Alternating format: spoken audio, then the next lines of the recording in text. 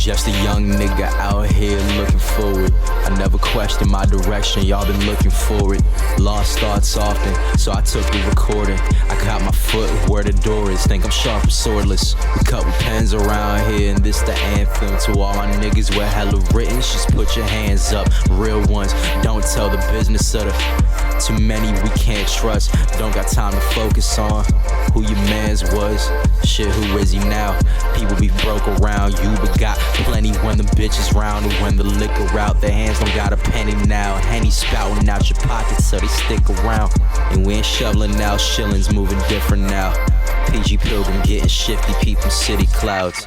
Little demon dipping deep into your bitch's mouth. In and out swiftly, nigga, I'm finna add the digits now. Divine thinking mixed with mind-tingling substances. This music brought some problems, but honestly been in love with it. Slick with the drums and shit, you stick to the drugs you mix. Cuffing him won't do much, but bring that girl you love a stitch. Spit until I get my gums to rip raw when he numbs the shit. Ironic how he's only unlawful when y'all judging him. I'm not done, we're getting bigger by the frame per second. Faded for every major step I make before I meditate. I blaze some pressure. Been as razor edges, Gillettes. You better just face the exit. When in doubt, I face my reflection. Brain dead, making the steps that you could've made if you paid attention. Crazy headway was met with niggas dead. All we do is kill, like that number before 87. I don't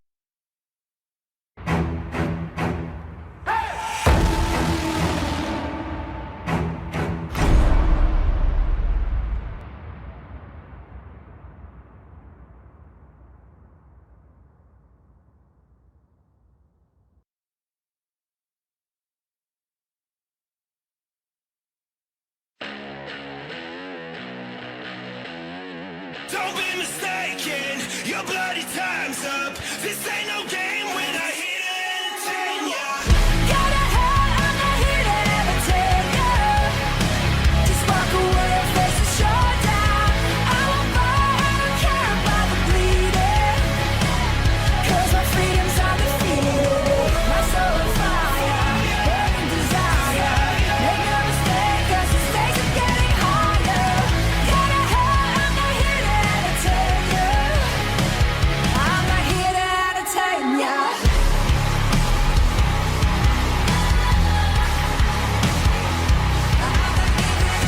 Don't be mistaken, your bloody time's up. This ain't no game when I hit it entertain ya.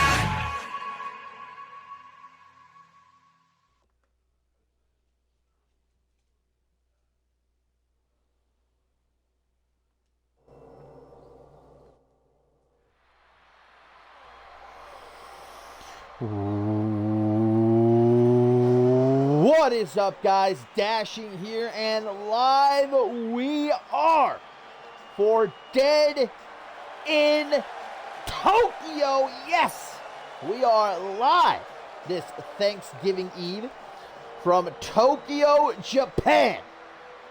And we are wasting no time getting straight into the action. What is set to be an incredible night here in Tokyo, Japan, for this annual Dead in Tokyo event. And we are certainly getting things underway in a big way. And I don't mean just the size of Jeremy Barmore.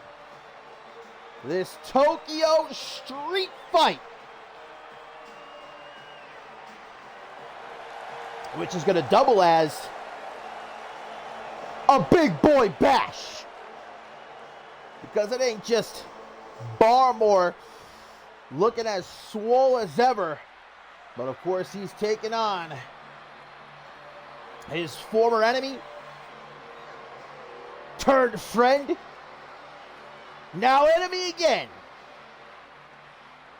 the Hellhound, who has well and truly been let loose, and vengeance on his mind here tonight at Dead in Tokyo in this street fight.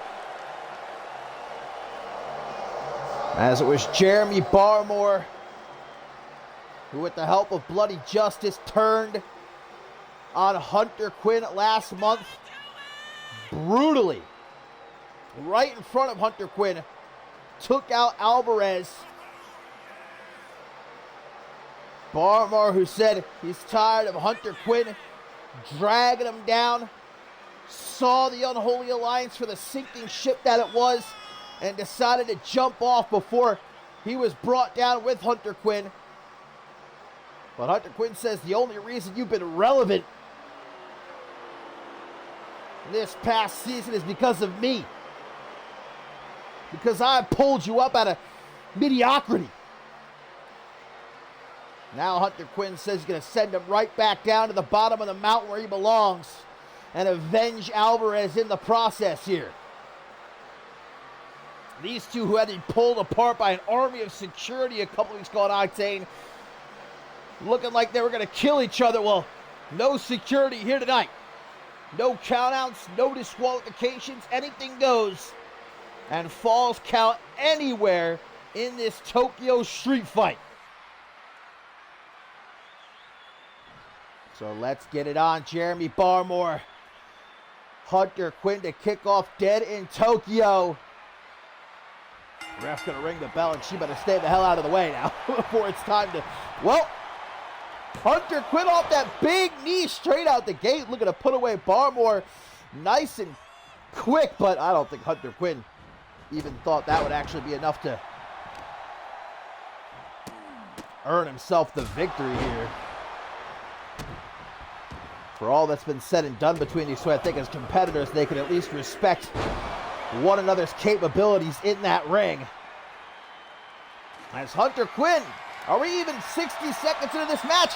And of course, the barbed wire baseball bat, which Hunter Quinn has utilized devastatingly in the past, but he decides not to use just yet. Barmore pulls out what looks like a door, Someone just straight up tore a door off its hinges and threw it underneath the ring. Okay.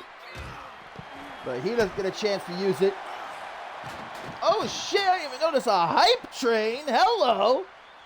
Bless for the subs here, guys. Appreciate you. Hype indeed for Dead in Tokyo. Ooh, and a big knee right there. You see the referee is in position because, again, this is falls count anywhere. Pins, submissions, does not have to happen in the ring. Big reverse DDT by Barmore, who says it's time for him to finally shed all the dead weight and become the world champion he knows he has the ability to become. Barmore, it's not for lack of trying. He's had a number of world championship opportunities over the years, but he's always come up short when the lights are on brightest. He says once he's done with Hunter Quinn here, he's finally going to call his shot. And it looks like Barmore's been busted open, if I'm not mistaken already. It looks like a cut on the bridge of his nose, possibly. That's not good. Yeah, right on the bridge of his nose. Cut. It looks like maybe a deep cut as well. I'm not too sure when Hunter Quinn, he might have opened him up right off that first knee as soon as the bell rang. I didn't even notice that until just now. Look at the strength of Barmore, though, as he just tosses around Hunter Quinn, who ain't no small man himself. Hunter Quinn is big. Barmore is bigger, though. Is he badder? That's what we're going to find out here as he sends Hunter Quinn off the ropes. Big belly-to-belly overhead like it ain't no thing but a chicken wing. And now straight to the outside. Under that ring, what's it gonna be? What's under there to play with? A trash can. Throws it into the ring. Hunter Quinn's back to his feet. He's gonna exit the ring as he looks for a weapon himself. I think that's a light tube that Hunter Quinn has just grabbed. Oh boy, and they're charging each other. Barmore gonna save himself from potentially getting whacked over the head with that light tube. Barmore. I like how they keep bringing out all these weapons. They haven't actually used one of the weapons yet. Now a stop sign. Shouldn't that be a Japanese stop sign? Come on now. Hunter Quinn caught with some elbows to the midsection. Oh, it just runs Hunter Quinn down. Like I said, such power. That's got to be like running into a brick wall. Look how he just tosses around Hunter Quinn with ease. Barmore's not impressed here. Gonna try to lock those arms. Forearms right to the back of the head. And the rep is watching. She can't stop this matchup, though. She's only here to either count to 3 or to call for the bell if there's a tap out. She has no other power whatsoever. These two are going to rip and tear each other apart. Hunter Quinn catches that kick to the midsection. Oh, but Barmore head first off the steel post. And now we see a murderous Hunter Quinn following up with elbows to the inside of the left knee of Jeremy Barmore. Trying to eliminate the base of the big man as now he gets hoisted up. And a snake eyes on the apron, which of course we all know the hardest part of the ring before Quinn follows up with that claw slam and a sharp elbow.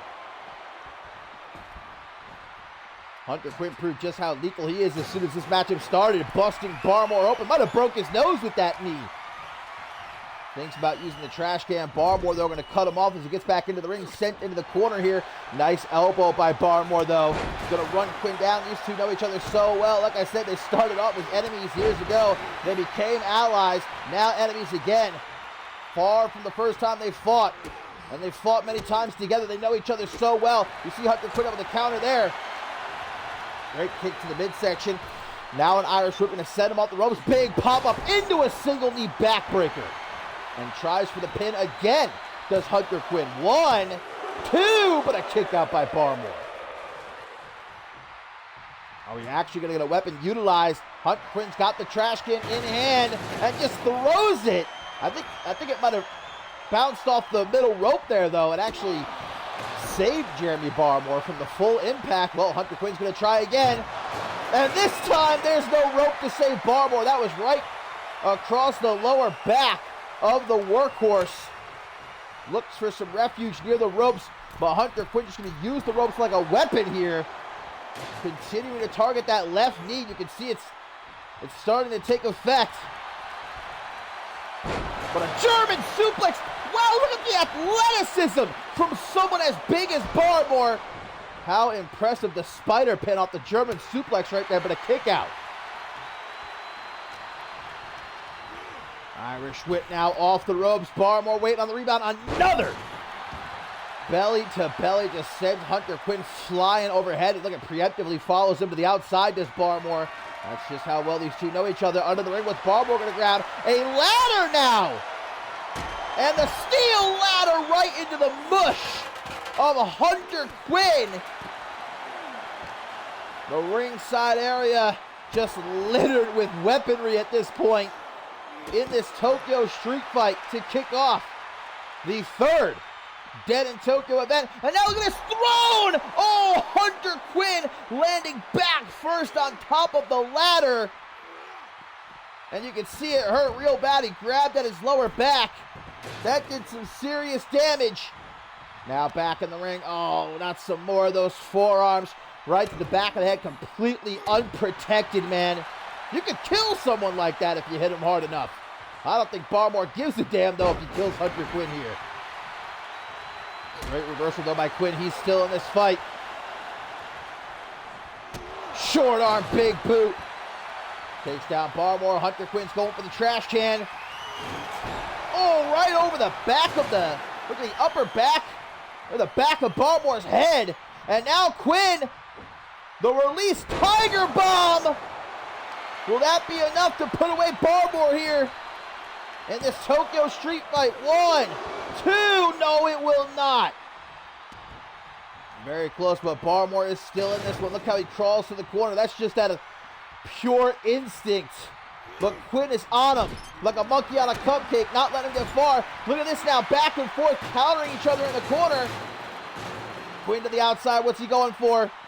Maybe the stop sign. No, he thought about it. Instead, gets back into the ring and looks for a Jaeger bomb, but Barmore able to reverse. The slight hesitation there might cost Hunter Quinn. Barmore to belly!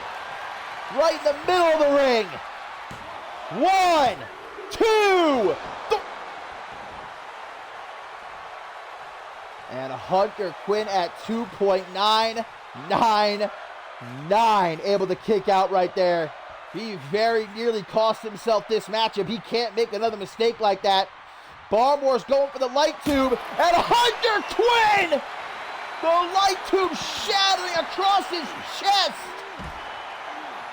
Dozens of shards now of glass on the floor, but Quinn just takes it on the chin like the absolute madman that he is.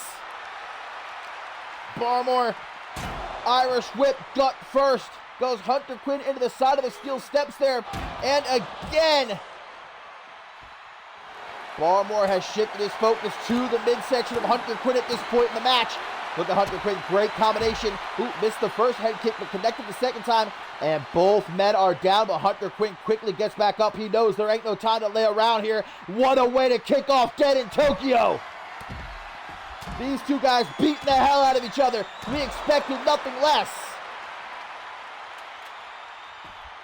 What's Hunter Quinn thinking about now? Maybe going for the door? Maybe something else? Where is he going? Oh, he might be going for that barbed wire bat. But he sees Jeremy Barmore starting to get back to his feet.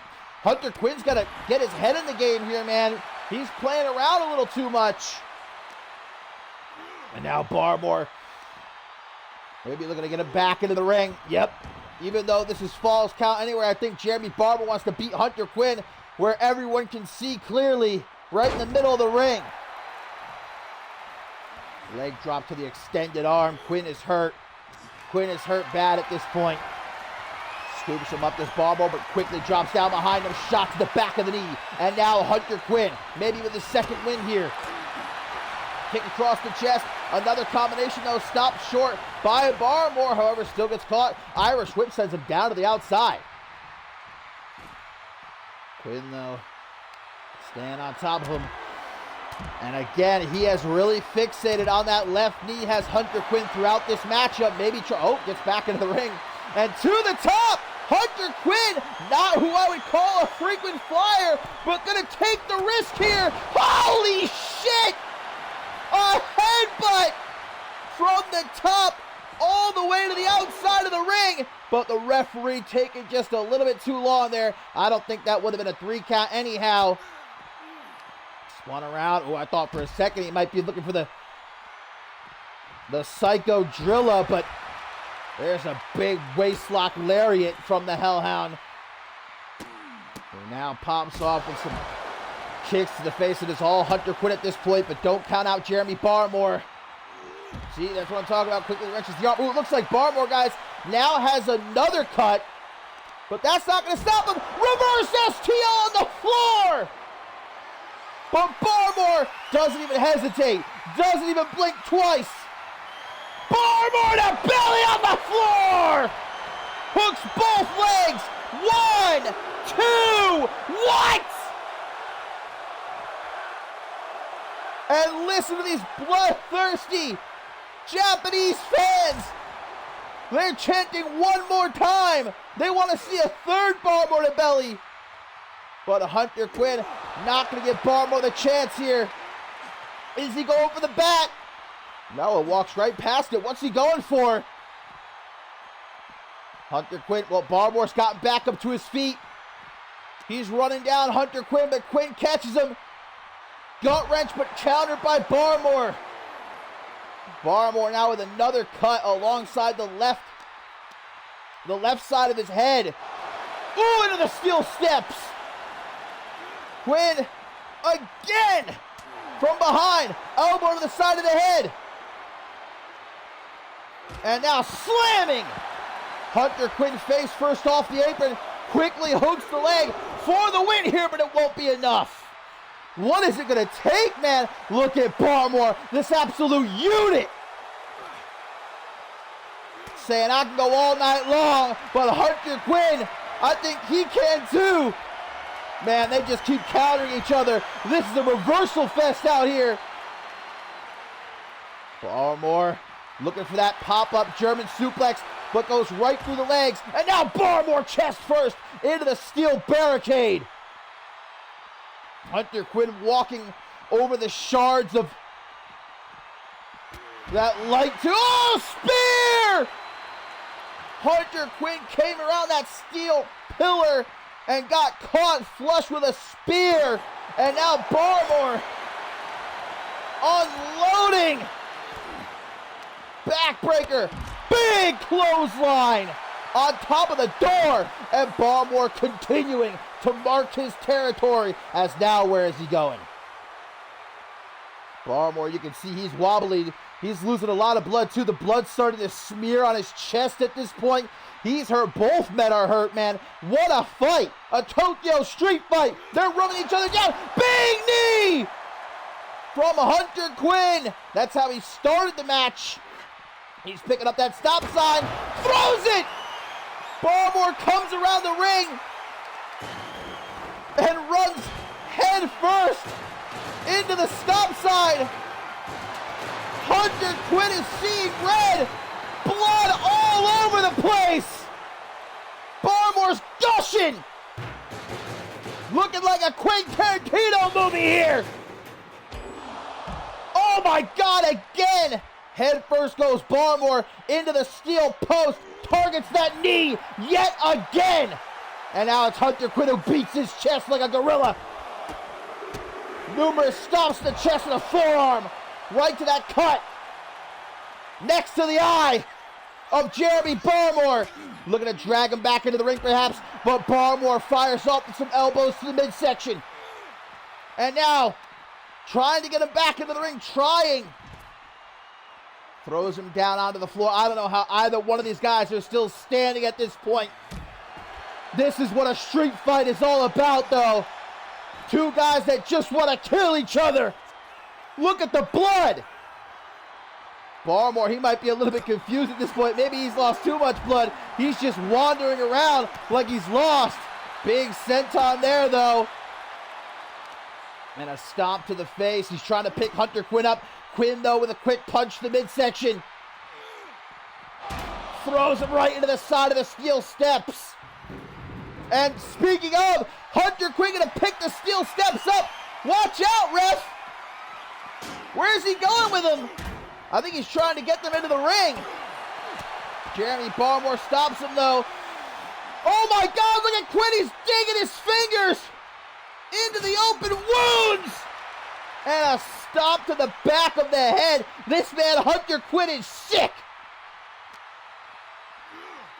Where's that "you sick fuck" chant? And then right into the side of that steel pillar. Barmore, oh, Hunter Quinn, his knee went right. Yeah, look at that. That might have been an injury right there, guys. Hunter Quinn collided knee first into the steel steps. Oh, but now there's a little bit of a barricade made. Hunter Quinn tried to break through, tripped up, and Barmore saw the injured knee. STF! STF! STF is locked in here at ringside. Remember, it's falls count anywhere in a street fight. But Hunter Quinn, in a pool of Jeremy Barmore's blood, able to free himself. And again, using the apron as a weapon.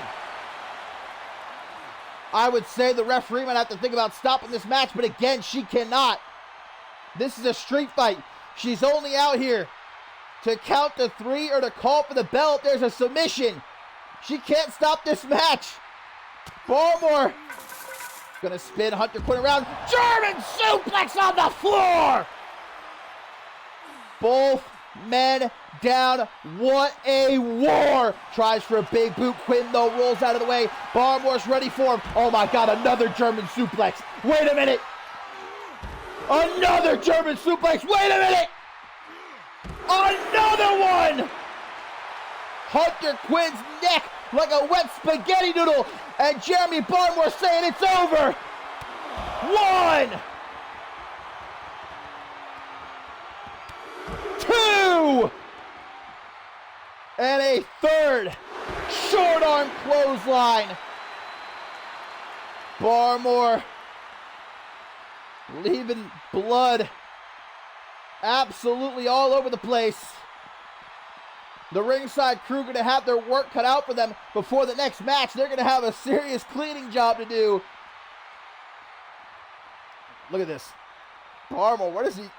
Like I said, I think he's maybe lost too much blood. He doesn't know where the hell he is right now. Oh, but he's able to snap back to reality and just tries for the cover here. Maybe it'll be enough. Maybe after all the damage done to the neck. No! An unreal kick out from Hunter Quinn, but look at Barmore. The insanity, man. Referee, get the hell out of the way. Hunter Quinn gonna try to connect with a hook to the jaw. Barmore, oh my God! I thought he was about to throw him over the barricade into the front row right on top of that child. I wouldn't put it past Barmore. Hunter Quinn trying for a kick, able to counter the Irish whip. Oh, and it looks like Barmore might have hit his... Oh! Super kick to the back of the head. Now here's the other set of steel steps. Just throws them on top of Barmore. 20 pounds. 1, 2. How? How is that not even a 2 count? Not even a 2 count. Wait a minute. Oh my God, he was looking for the Psycho Driller on top of that door. But Barmore counters it. Now Barmore, STO! The reverse STO! But Barmore says, I ain't done with ya! Barmore to belly on the door! It's over! It's gotta be! 1, 2, 3! Jeremy Barmore! The Beast! Unreal!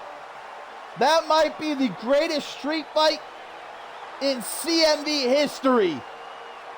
These two just beat the hell out of each other. Barmore, the fact that he can even stand to celebrate after the amount of blood that he lost. Unbelievable. What a fight and what a win for Jeremy Barmore.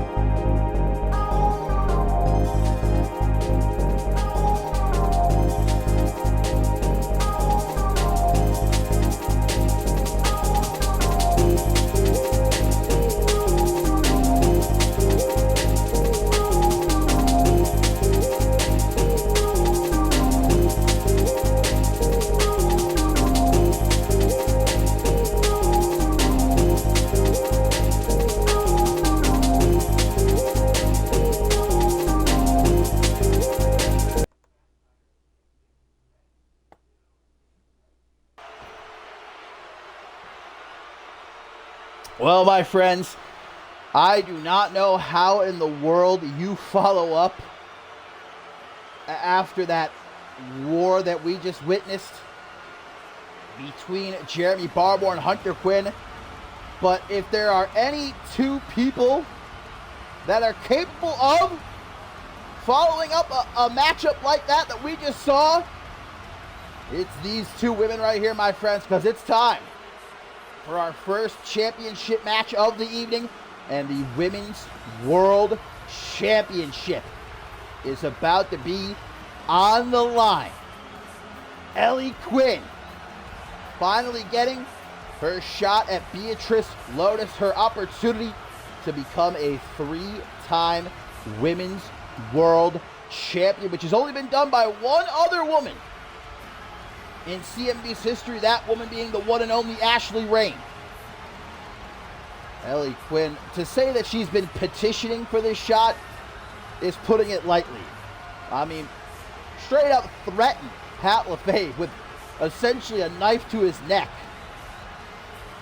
that if she didn't get this shot, if she didn't get this Women's World Championship opportunity, she would be sure to turn CMV upside down. And that's the last thing Pat LaFave needs right now with this ongoing war against Tailcoat Val. But speaking of Tailcoat Val, guys, I'm sure that this isn't exactly what Ellie Quinn was thinking of when she had this Women's World Championship in mind. Because this is going to be a Arsenal of Tailcoat Val lumberjack match, which means that there are going to be members of Tailcoat Val's arsenal surrounding the ring during this matchup.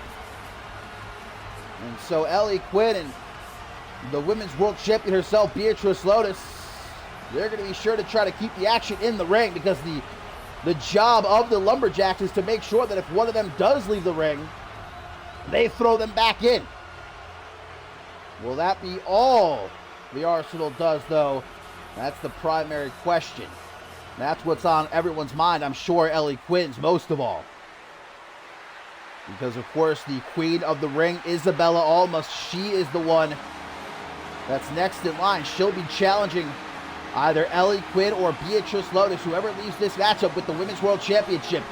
Almas, I'm sure to be watching this matchup. She's not one of the lumberjacks I'm noticing, because you can see the lumberjacks are already out there. You got the likes of Skarzemis, and I believe that's, if I'm not mistaken, that's, damn, what's her name? please don't send this audio clip to Tailcoat Val. Skarzemis is out there. My eyesight ain't that good either, okay? Mimic. That's who that is. It took me a second. Who competed in the Cyborg Invitational, as a matter of fact. Actually did pretty well for herself too, but there she is. There's the woman who, if she's able to retain here tonight, my friends, it'll be guaranteed that she'll break that record and become the longest reigning Women's World Champion in CMV history. That's right. In less than 2 weeks, she breaks that record. So if she can beat Ellie Quinn right here tonight at Dead in Tokyo, Yet again, she'll go down in the history books. She's already got the most defenses of the Women's World Championship at 5. Will she make it 6 right here tonight? Ellie Quinn locked in, ready to go here in Tokyo, Japan, but so is Beatrice Lotus, and that's despite the fact that she's being held together by medical tape and coming off of 2 losses, pinned by Isabella Almas in that 8-woman tag team matchup just a couple of nights ago on Octane. And then on Shockwave, of course, she was pinned by Sleepy Joe of the Arsenal in that mixed tag team matchup. So she does not have momentum on her side either. Ellie Quinn, meanwhile, got herself a great win against Sleepy Joe a couple of weeks ago. Ellie Quinn, Beatrice Lotus, Women's World Championship on the line. Oh, but Ellie Quinn just immediately, like I said, she's been waiting for this opportunity for well over a month at this point, man. Look at Beatrice Lotus quickly able to counter. Dead in Tokyo event, something that means a lot to Beatrice Lotus. You look back to a couple of years ago, I think it was the first ever Dead in Tokyo special event. That's where Otranto, if not mistaken, made their special event debut in a 6-woman tag team matchup. But of course, Otranto has been left behind now. That's in the rear view, and Beatrice Lotus, now a history maker, looking to make even more history if she could beat Ellie Quinn right here tonight. Beatrice Lotus, oh, I don't know what the hell that was. That must be some sort of Japanese technique I'm not really familiar with. Lotus has spent the last couple of days perhaps training in the local dojos, but Ellie Quinn responds with an Irish whip, now drop down. Ooh, and a great power slam right there by Ellie Quinn. Looking to make history herself again. If she wins, she'll be only the 2nd ever 3-time CMV Women's World Champion next to Ashley Rain. Now look at Quinn on top of Lotus, showing that brutality that she's well known for. Stop to the bicep. Gonna be able to pop her up here, though. Nice counter by the Women's World Champion. And to think Lotus won't even be able to catch her breath if she does manage to retain here, because it's the queen of the ring, Isabella Almas, waiting just around the corner. Oh, here you go. Lotus has been sent outside of the ring. And this lumberjack matchup, the Lumberjacks are supposed to throw Lotus right back into the ring, but the Arsenal appears to be keeping their distance. Ellie Quinn, meanwhile, not going to test the water. She's staying in the ring. Last thing she wants is to end up getting attacked by one of these puppets. Lotus going to get herself back into the ring, where Ellie Quinn's waiting for her. Ooh, and a little bit of a delayed fisherman's driver there from Ellie Quinn, but a kick out. Oh, yeah, you see how quickly Beatrice Lotus jumped right back into the ring, man? That was like less than a second. These two women do not want to play with the Arsenal. They want to... What the hell? What the hell? What happened to the lights? The lights in the arena, guys, just shut off, and I'm hearing a commotion, but I can't see a damn thing. Somebody get the light. Isabella Almas, what the hell? And the bell rings. Guys, Almas has just laid out both Ellie Quinn and Beatrice Lotus. This match is over. The bell has rung. A disqualification. I'm not too sure for who, because obviously the lights were up. We didn't see who Isabella Almas may have attacked first. I guess a straight up no contest, but that's beside the point. Isabella Almas, I guess, not happy with this matchup even taking place. She won Queen of the Ring. She was next in line. And what a message sent by Almas before this matchup really even had a chance to get going. Isabella Almas standing over both Ellie Quinn and an unconscious Beatrice Lotus here at Dead in Tokyo.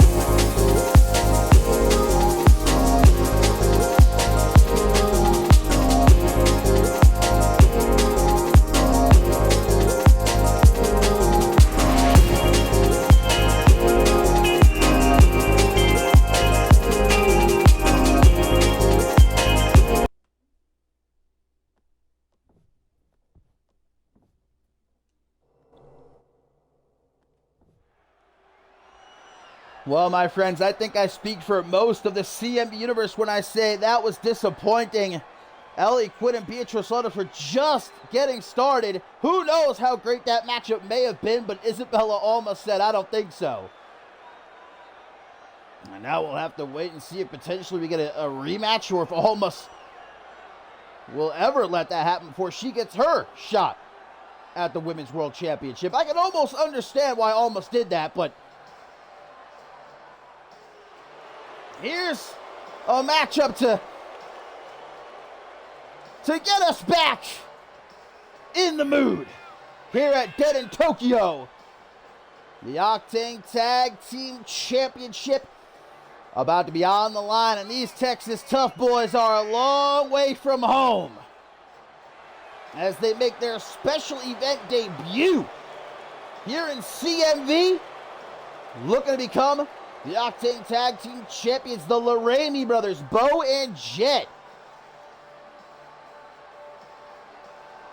who of course have managed to sort of worm their way in between this ongoing beef between the Dramatic Dream Team and Aurelius, mainly Chris Diamond and Ricky Delaney, as Diamond has made it his mission over the last few weeks to put Delaney back on the shelf, attacking him numerous times, specifically his head and neck.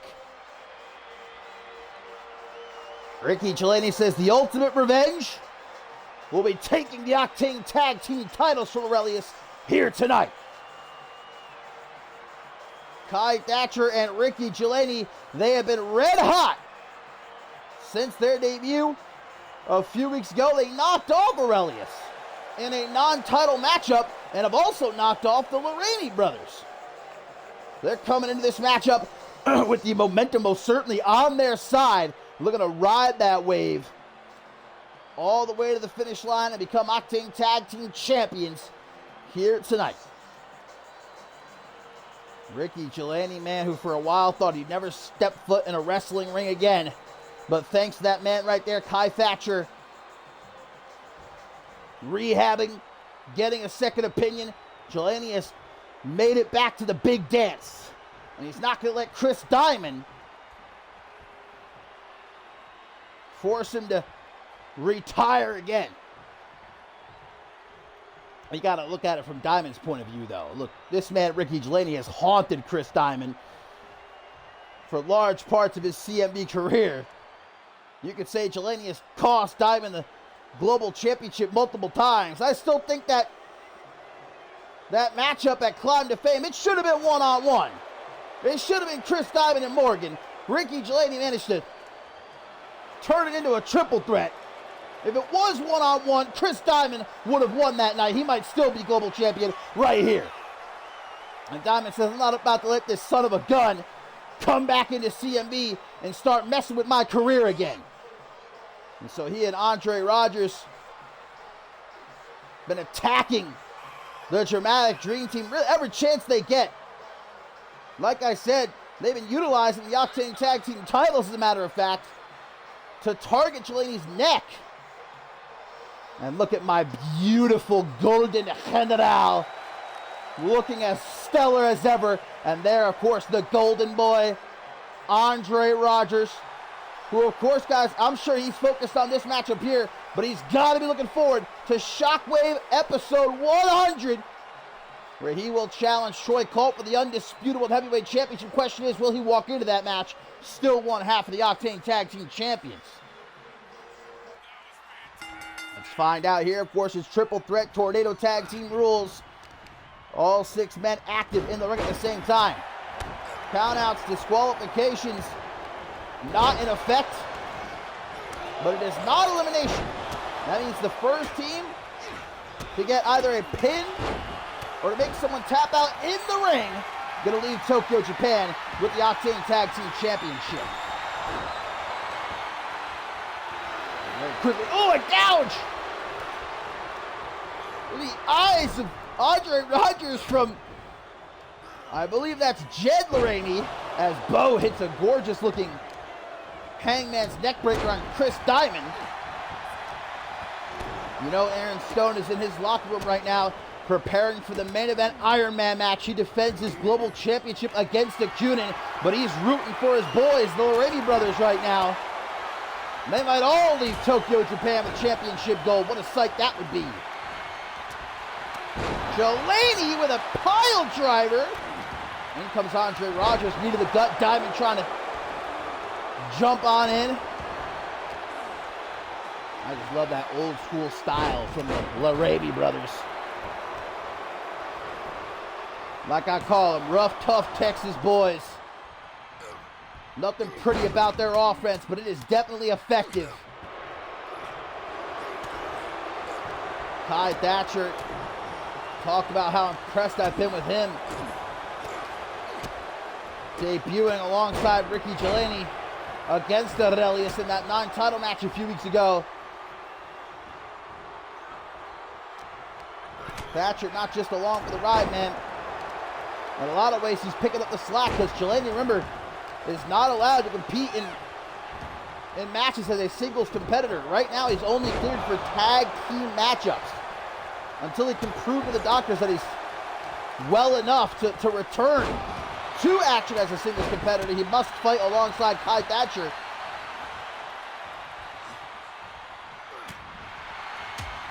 Really tough situation here for the champions, Aurelius. They, of course, don't have to be involved in the decision. We could see, for example, Bo Lorraine pin Ricky Delaney, or Ricky Delaney make Jed Lorraine tap out, and we would have new Octane Tag Team Champions. Again, no disqualifications here. Andre Rogers has just grabbed himself a kendo stick, and he's going to use it against Kai Thatcher. God damn, flacking the hell out that man. Ooh, and Bo Lorraine going to get a shot as well before the kendo stick shatters. Ricky Delaney looking tough. Kai Thatcher is really feeling the effects of that kendo stick. There we go, finally able to get back up to his feet.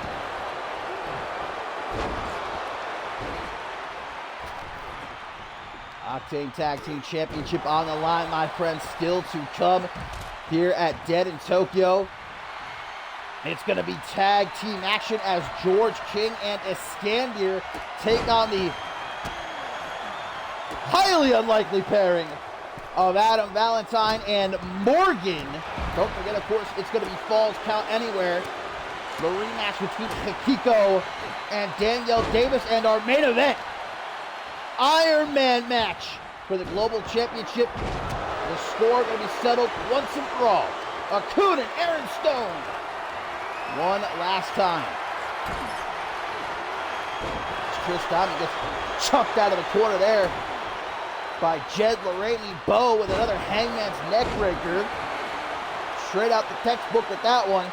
Pinfall attempt by Delaney. Delaney, of course, himself a multi-time World Tag Team Champion as a part of Chain Reaction and the company, as well as Beef Mountain. Being the man we saw earlier, Jeremy Barmore. Oh, he just got busted open right there. Off that DDT by Andre Rogers.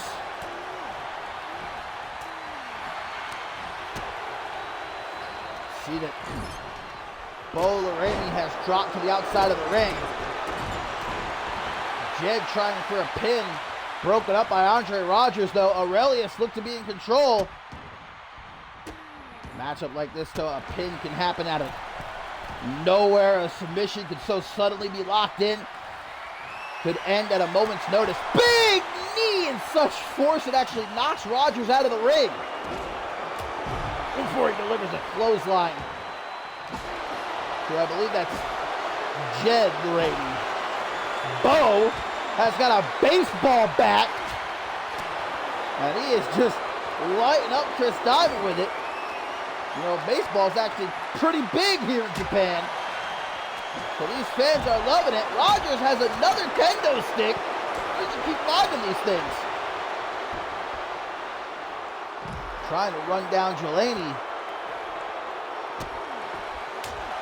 Gonna throw it at him. Oh, and then Delaney ramming his back right into that steel pillar. That was a really harsh shot Delaney took there. These teams continuing to fight all around the ringside area, but this is not Falls Count anywhere.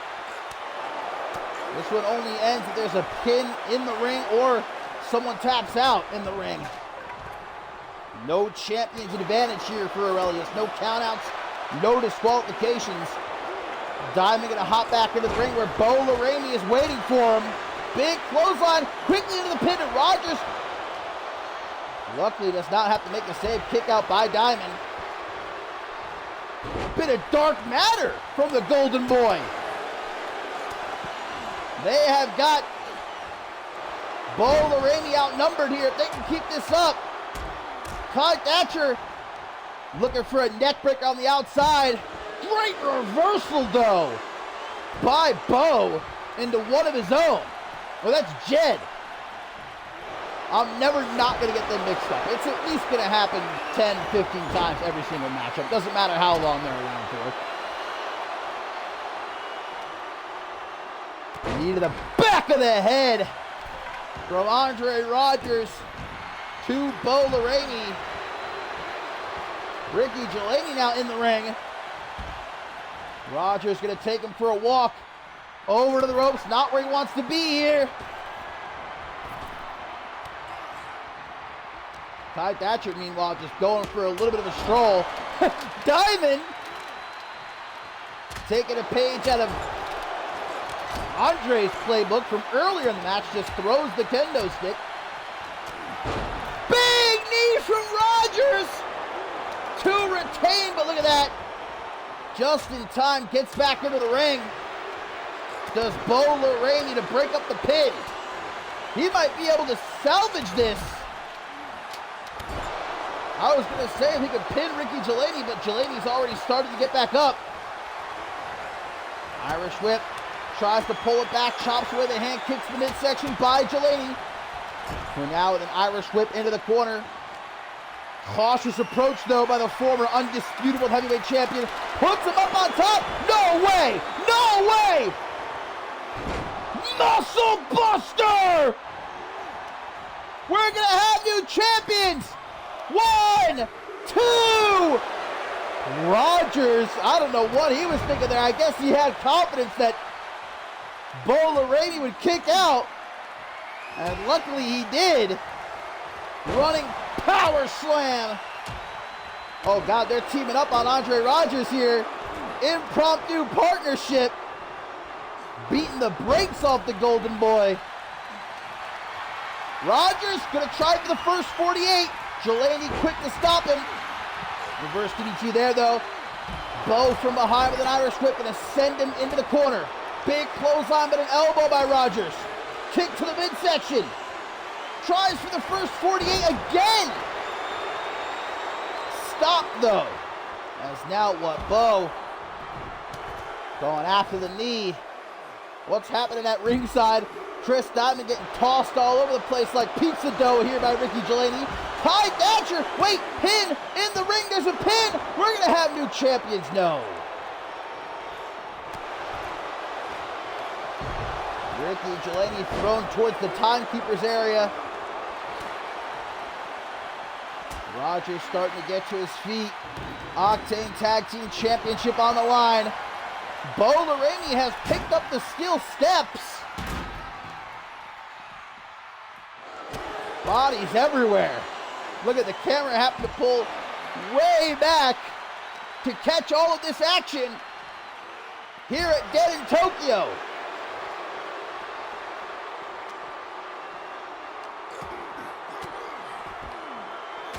I can't even see who's who. And that's Jed Lorraine hovering over Chris Diamond, rakes the eyes. And here comes Bo. Takes a step back to deliver that very calculated knee to the British Brawler. Nobody's in the ring right now, though. That's the only way this match ends. Pinfall or submission. inside of the ring. Them's the rules.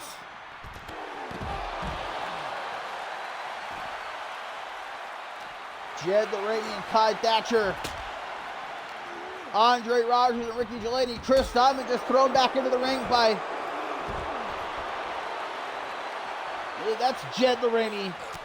Bo delivering some nasty shots to Kai Thatcher. Everybody's starting to get back into the ring now. Body blocked by Ricky Gelani. But Andre Rogers trying to cut him off. Big headbutt. Chris Diamond trying to save his protege. Shin breaker into the back suplex, dropped him on his neck. Diamond will be all too happy if he manages to put Ricky Gelani back on the shelf. Here comes Kai Thatcher trying to rescue Ricky Gelani. Diamond going to keep Thatcher busy as Rogers might be looking to pin Gelani here. Gelani's fighting though. He's outnumbered. Nice elbow there by Rogers. Diamond with a DDT, but that gives Gelani a chance to hop up. Creeping up from behind. Uranagi into the pin. New champs. New champs. Broken up is the pin though by Bo Lorraine. Here comes Jed. But a kick to the gut by Rogers. First 48. The first 48. Double knees to the face, but Gelani sees it and breaks up the pin.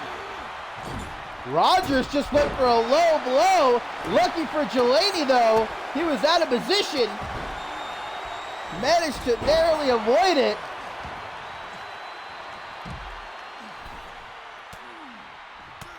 Nice elbows to the side of the head. I think that's Bo. Where's that Jed? Like I said, we really need something more to distinguish these two. One of them has to shave their head bald or something. Help me out a little bit here, guys. Pinfall by Ricky Gelani. Wait a minute. What a kick out, though. There's the power of Gelani on display even so late into this matchup. Power slam, hooks the leg, but in comes Diamond. Kai Thatcher there, though, to make him pay. Oh my God, pile driver by Thatcher. Rogers in to save his mentor. And what a save it was. Stunner, though. Really old school-esque stunner there. As now he hooks the leg. Oh, I thought that might be it. What's Gelani trying for here? Wait, Gelani! Oh my God! Here in Tokyo, Japan! Around and around and around! The giant swing! And he's not done! Dangerous Queen's Revenge! 1, 2, wow, what a clutch save there by Bo Lorraine to keep this match going. That would have been a 3 count. We would have had new Octane Tag Team Champions.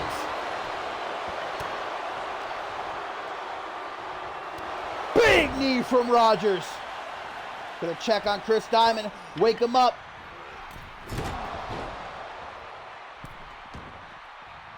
Kai Thatcher, great dragon screw. Here comes Andre Rogers with a steel chair in hand. Wrench of the arm by Bo Lorraine. Rogers using the steel chair to thwack Kai Thatcher. But now it's Bo with a great side headlock takedown. Diamond and Gelani fighting at ringside. Thatcher starting to stir as Bo puts him right back down with an inverted atomic drop. And now, what's this? Double underhook. Whoa, what a reversal by Rogers. That's why he's the golden boy. Drops Thatcher chest first across that top rope. Same assert of Bo Lorraine. He's just going back and forth like a game of Pong. Thatcher, another one of those stunners. Diamond with an elbow to the side of Bo's head, but Thatcher with a spinning back elbow. And now it's Thatcher going crazy here.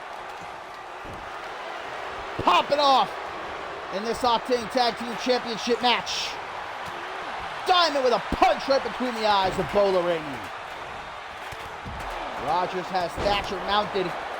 Ooh, he just busted him open off those open palm strikes. Gouges the eye.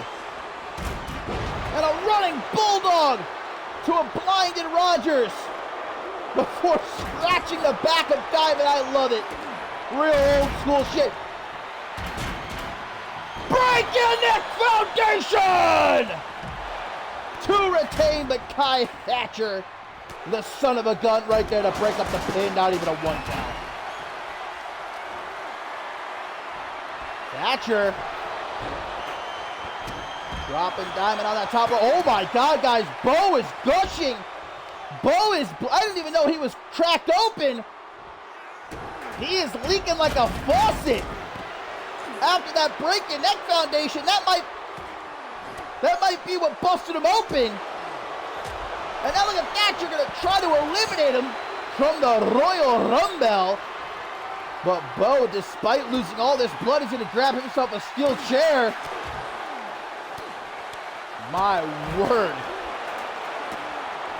Diamond, so smart.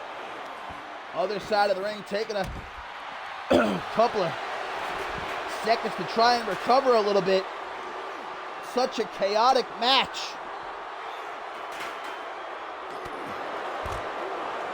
Everybody just forming a mosh pit. Thatcher back into the ring, but only for a moment. Oh no, what is this? I think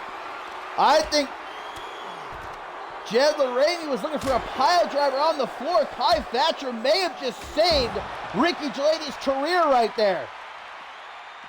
That's great tag team work. Ricky Gelati gonna toss.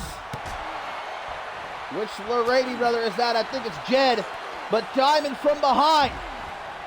Tries for an Irish whip. Gelati reverses it. Oh no, stacked up like a sandwich here in the corner. A Chris Diamond, Ricky Gelati sandwich. Just staring him down though. What's he thinking about? Gonna go for that pile driver again. This time Gelati saves himself.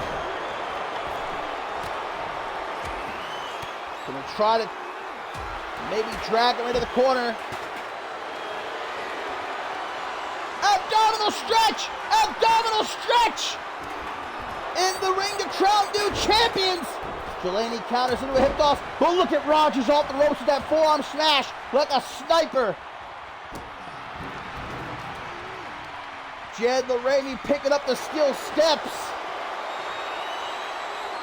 Sit up! Power bomb!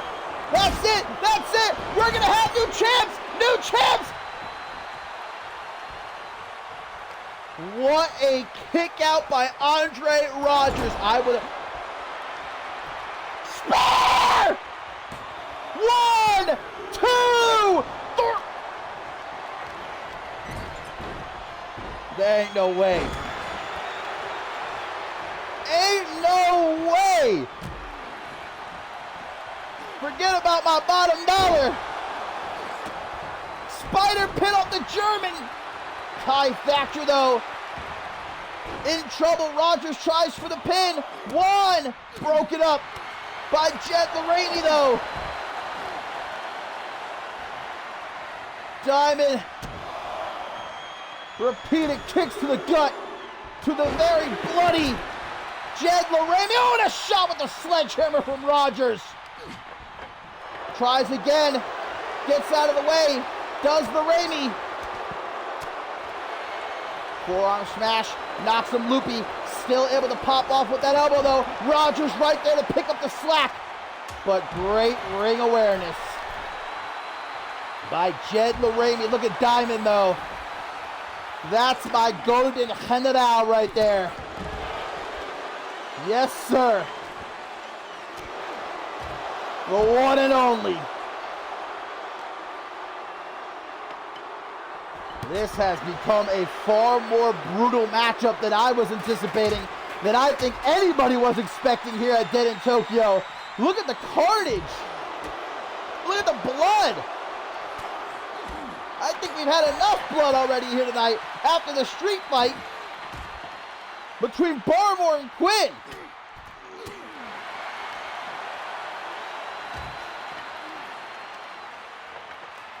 All three teams, man. Blood, sweat, tears, literally. With the Octane Tag Team Championship on the line, but it's got to end in the ring. Diamond knows that. Oh, look at Jed, guys. The referee might have to stop this. I'm serious right now. Referee might have to stop this one. Or at least, get Jed out of here. Send Jed to the back. Get him to the doctors. He is bleeding profusely. He is covered in blood. Kai Thatcher all over him. But respect the Texas tough boy. Look at these shots to the gut by Thatcher. Like he's stabbing him. Trying to pick himself up in the corner. This kid's a warrior. This kid's a fighter. He ain't quitting. Ref, get the hell out of the way. Just messed up whatever Thatcher was setting up for there. Thatcher gonna yeet him out of the corner. Thatcher's got him all alone in the ring, man. This is the opportunity. Dragon Sleeper! Dragon Sleeper! Locked in! That's it! That's it! We're gonna have new champions! Yes! Yes! Yes! Jed Lorraine tops! What? What? What the hell just happened? I'm not alone, right? Someone back me up. You saw Jed Lorraine tap. I'm not tripping, am I? Jed Lorraine tapped. Someone tell me I'm not losing my mind here.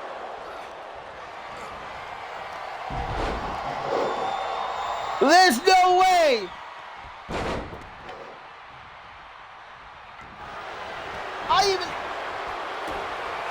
I thought I saw the referee waver her arms. Call for the bell. Spear from Delaney. Well, wait a minute. Maybe a pinfall will do it for sure. Oh, but Rogers breaks it up, guys. This matchup continues. Thatcher trying to pin Diamond. Bo Lorraine breaks it up.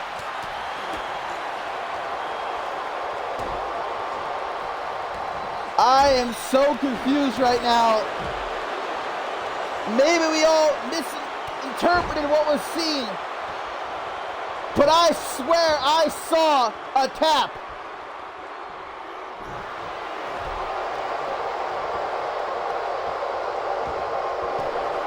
I don't know, guys. Something's not right here. It's the referee's discretion at the end of the day. She's decided to let this matchup continue. The Lorraine brothers jumping Jelani here, and now power bomb! The Juggernaut's in trouble. 1, 2. He kicks out. Now here comes Chris Diamond, immediately pounced on by the Lorraine brothers like a pack of wolves here.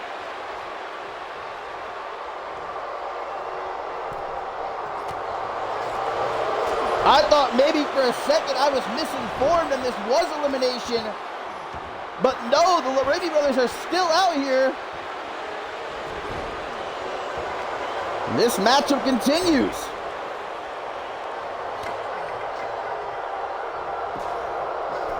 No time for Kai Thatcher to protest, even if he wanted to. Everybody's back in the ring now. Blood covering almost the entire canvas. Shards of kendo stick everywhere. Rogers trying for the pin here. Broken up though by Jelani after he sent Chris Diamond into the corner.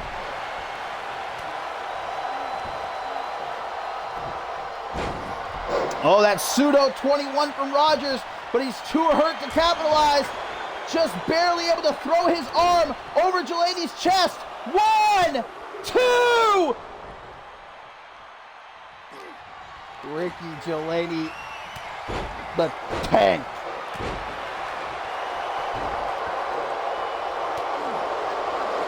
Look at this. Jed Laramie trying to rally the crowd. I don't think they're getting behind the Laramie brothers anytime soon. Oh, wait a minute, guys. Rogers. Oh, but Bo from behind. Not going to take advantage of a hurt Thatcher here. Oh, steel chair. Right to the head of Chris Diamond, but he takes it. And a break your neck foundation in response. But going to be right there to save his brother is Bo. Ricky Delaney up out of the corner. Says, miss me with that kick. Gives him the snake eyes. I think everybody is bleeding at this point. This has become a bloodbath in every sense of the word. This Octane Tag Team Championship match.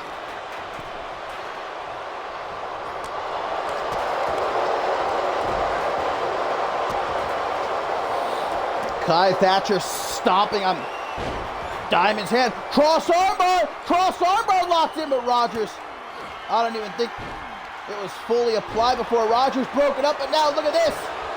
Bo Laramie with a very old school pile driver. Pinned meanwhile by Jed, but Diamond kicks out.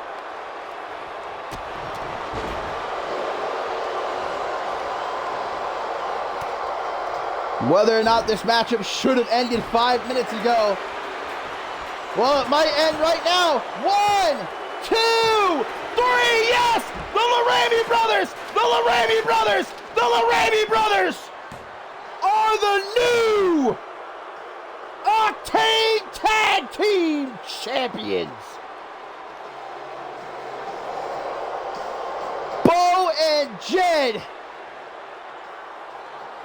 bloodied, bruised, going through a goddamn war, and emerging the new Octane Tag Team Champions. Woo!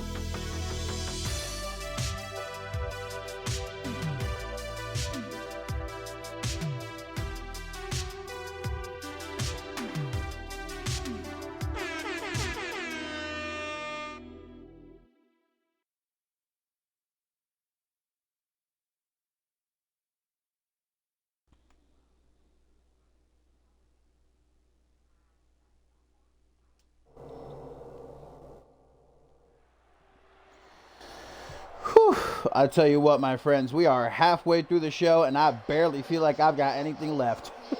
It has been wild so far here at Dead in Tokyo, and it is only going to get, I think, more wild. Because we have still got a whole heck of a lot to look forward to, including this next matchup. Look, I think we've already had a couple of match of the year worthy bouts here at Dead in Tokyo. But this could be another right here. Christy Myers set to go one-on-one with Alice Blackheart, a rematch from a few weeks ago. These two blew the absolute roof off the arena. And in the end, Christy Myers emerged victorious. It was after the matchup that Alice Blackheart had offered a handshake, a show of respect after such a great match. Myers, though, slapped her hand away, said, "Get that shit out of here. I'm not interested in it." However, following that amazing performance by Christy Myers a couple nights ago on Octane, remember, it was supposed to be a tag team matchup, Hikiko and Myers against Blackheart and Danielle Davis, but Hikiko actually ended up ditching Myers after an impromptu hot tag, punched her in the face, and then dipped. Myers left all on her own, but even still, in that handicap situation, man, she did not go down easy. It took everything from both Blackheart and Davis to finally keep Myers down. And well, afterwards on social media, Christy Myers and Alice Blackheart finally showing one another respect. And so what may have started as a potentially tense situation between these two, they both actually said on social media a couple of days ago that they are very much looking forward to this rematch. And whomever wins, the other will show them respect. Alice Blackheart been on a roll lately after coming up short against Beatrice Lotus with the Women's World Championship on the line back at Battle Scars 10. She's starting to put a lot of checks in the win column. Looking for another one right here tonight at Dead in Tokyo. Tied things up between she and Christy Myers. As referee Poe officiating this one, he's going to ring the bell, and Myers comes out ready to get down to it with a Tanahashi clothesline and a drop kick right upside the head. Well, there might be respect outside the ring, but once that bell rings, we're seeing Myers. She's rough and holding nothing back. Blackheart better be ready to do the same. Myers knows that she has what it takes to beat Blackheart. Blackheart, one-on-one like this, can she beat Myers? Looking to prove it here. Still to come up next in our tertiary main event, guys. It's tag team action as George King and Iskandir take on the highly unlikely team of Adam Valentine and Morgan. We've also still got Hikiko, Danielle Davis, their own big-time rematch. Falls Count Anywhere, and of course our main event. It's going to be an Iron Man match to finally settle the score. Aaron Stone defends his global championship against Akunin. Myers with a nice elbow there out of the corner. Another Tanahashi clothesline. Man, these guys are going a million miles a minute. I think maybe that tag team championship matchup may have gone a little bit overtime. These two making up for it. Big spinning back kick from Myers, who follows up with a stomp to the shoulder. They've gotten to know each other very well. No reason for a feeling out process. That was a big sidewalk slam and poke of the leg, but only a 1 count for the Reaper, Alice Blackheart, the winner of the inaugural Women's Gauntlet Eliminator at Ascendance 12. And you know, guys, for both these women, as well as the rest of the women's division, for that matter, all of CMV, looking toward mob violence. Just a little over a month away, and the return, of course, of the Royal Rumble match for the men and women. And I can easily see either one of these women here, Myers Blackheart, managing to perform well in that matchup. Perhaps even win the whole damn thing. But certainly the winner here, getting themselves a big boost of momentum. As Blackheart goes to the ropes and able to catch Myers with a DDT.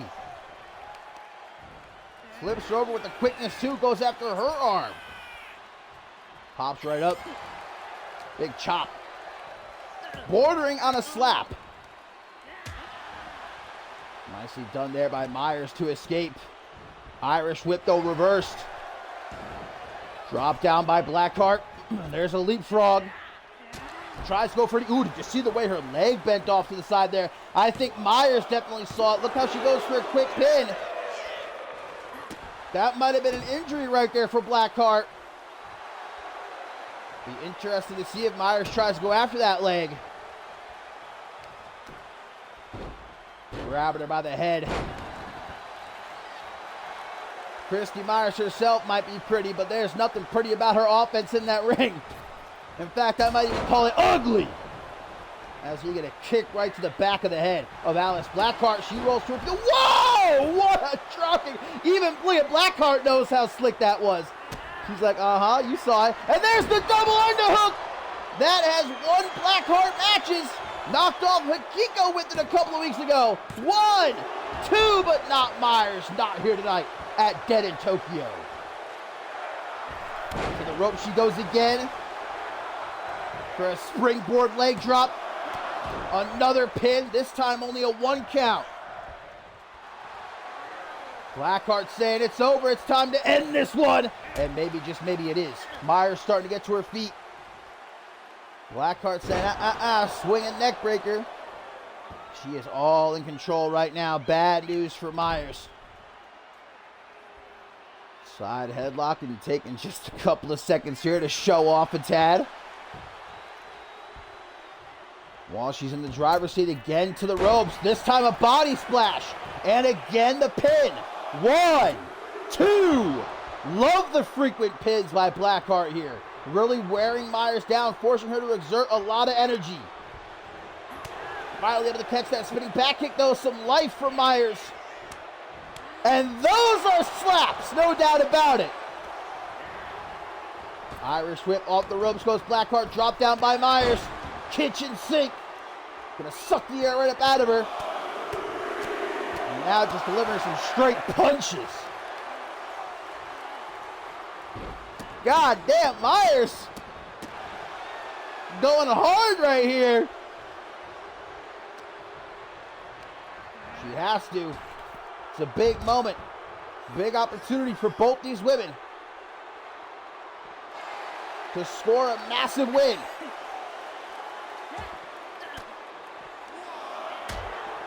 Now we talk about opportunities. We just saw Gianna on the Underground successfully retain her Rising Star Championship against Stevie Gabriel. Who knows, a winner here might be next in line. Gianna's in need of a new #1 contender. You know the higher-ups are paying attention to a matchup of this caliber. Count of 5, great reversal there though. Ooh, almost sent her head first into that steel pillar. Up to a count of 7. Of course, they have until 20 to get back into the ring. So still plenty of time. No need to fret just yet. Oh, look at they're mean mugging each other. I think they just agreed, though. Let's take it back into the ring. Where Blackheart tries for an Irish whip. Myers, though, counters another kitchen sink. That's a lot of damage being done to the ribs of Blackheart. Another kitchen sink, man. And here's some more punches from Christy Myers. Damage might be done to those ribs. Blackheart might be struggling to breathe right now. And there's those kicks. We've quickly learned, Christy Myers, those kicks of hers, they might be the most deadly in all of CMV. She might have trained right here in Japan. You know how they love their strong style. That's all it is from Myers. Now here's some knees to the face. A final one. Had some real oof on it, and she thinks it might be over. It might be. 1, 2. No, not even a 2 count. You saw her jaw drop momentarily. But not even a 2 count. Pulls her back counter, though, by Blackheart with a kick to the midsection. Now an Irish whip. Watch out, Poe. In the corner, Blackheart. Slow approach. Up to Brett's rope she goes. Woo! Takes her down with that head scissors. Myers looking around like, what the hell just happened to me? There's another swinging neck breaker. Whereas Myers has definitely focused on the midsection of Blackheart. Blackheart is focused on the neck of Myers throughout this matchup. Forearm smash. Myers gets back into the ring. Blackheart waiting for her, though, with an Irish whip. Tilt the world. DDT! Very Leon Gata-esque there. As now the Reaper looking to reap what she has sown here. Going after the arm. Tearing at it. Trying to rip it right off. Bring it home like a trophy. Myers well done to get her out of the corner. Luthez press. And you see some more of that nastiness from Christy Myers. With a stomp to the arm. Gonna deliver some stomps to the chest and a forearm to the side of the head. Christy Myers now. The pink venom has taken Alice Blackheart down in the past. She's creeping up behind. Blackheart! What a reversal! Okay, Blackheart countered pink venom, tried for the cave-in, but Myers in an instant reversed that into a sit-out powerbomb. Unbelievable sequence. Oh, we've seen this before from Blackheart. All the damage done to the neck might catch up to Myers here. 1, 2. But the axe driver does not get the job done. Blackheart, though, she's calling for it. She's looking to end this once and for all. Cave-in! Double boot straight down the throat of Myers. 1, 2, 3, and Alice Blackheart gets her win back. Another tremendous match between these two, but this time, Alice Blackheart emerges the victor. Woo! Banger after banger. But here tonight at Dead in Tokyo, the Reaper reaping the rewards.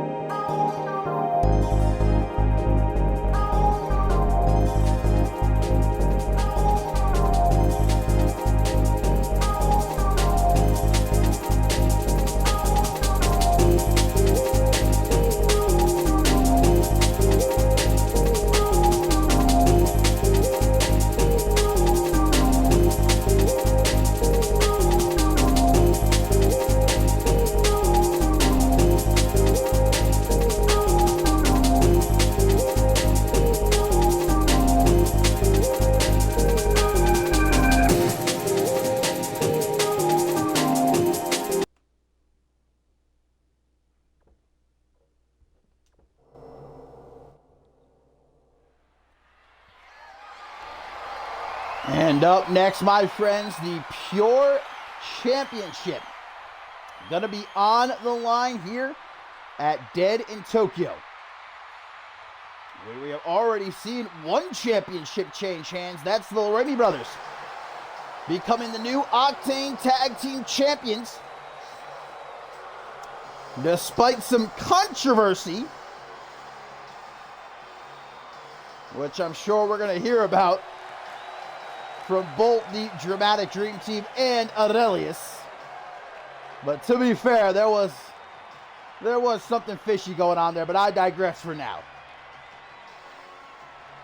Because it's time for this man, Ben Stacy, to prove that he's more than just somebody's lackey.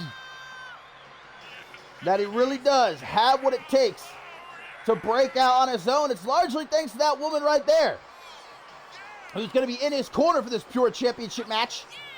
Ileana Summers, over these last couple weeks, having some very personal talks with Ben Stacy, saying, what are you doing, man? You went from being Jay Young's lackey, you finally managed to get out from under him, and now you're palling around with Alaric doing his dirty work? What gives?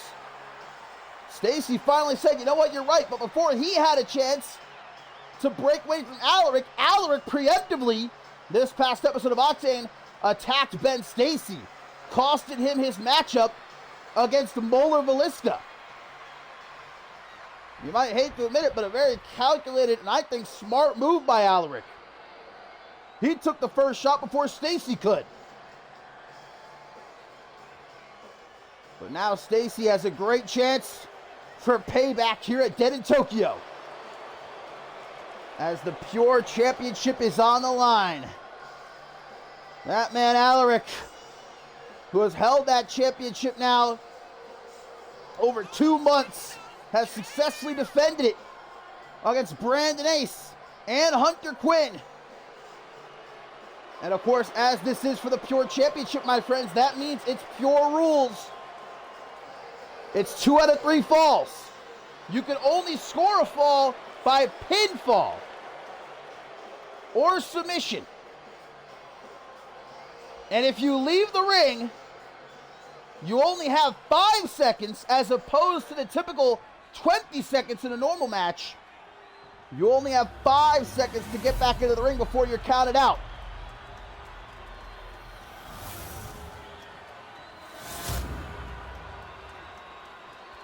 Ben Stacy, what I talked about before, in a lot of ways, I consider a third-generation superstar because, of course, he was trained by Jay Young, who was trained by CMV Hall of Famer Dave Turner. So much knowledge flowing through Ben Stacy. He is one of the great technical wrestlers we have in CMV today, but that man right there might be the best. And that's why he is the Pure Champion. Gonna hand that championship off to Poe. Real make it or break it opportunity for Ben Stacy here.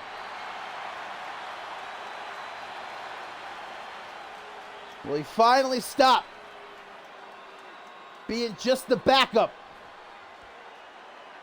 Can he become his own man here at Dead in Tokyo? As he comes out getting straight down to business with that tilt-the-world DDT again. Shades of Leon Gana. And now to the corner. He's a little bit too fast for Alaric to keep up with. And we know Alaric, of course, hates that high-flying tomfoolery. Another snap vertical suplex, though, into the pin. Maybe going to score the first fall just like that, but no, Alaric kicks out. He doesn't know what hit him. And that Stacy swats him away. And now a snapmare sets up a penalty kick. No, reversed by Alaric. Ooh, and a big right hook by the Pure Champion. And now he's going to drag Stacy towards the corner. Big European uppercut.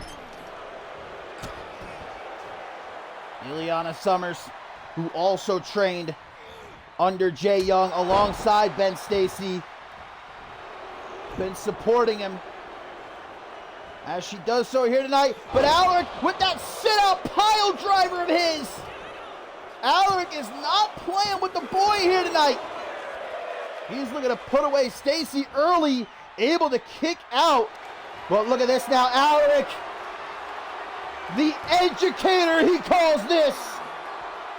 Locked in, nowhere near the ropes. Stacy is in trouble, but he does not tap, and Alaric relents, releases the hold. Stacy, you can see the damage is done to his knees and lower back, though, collapsing after hitting that baseball basement drop kick. Stacy, woo!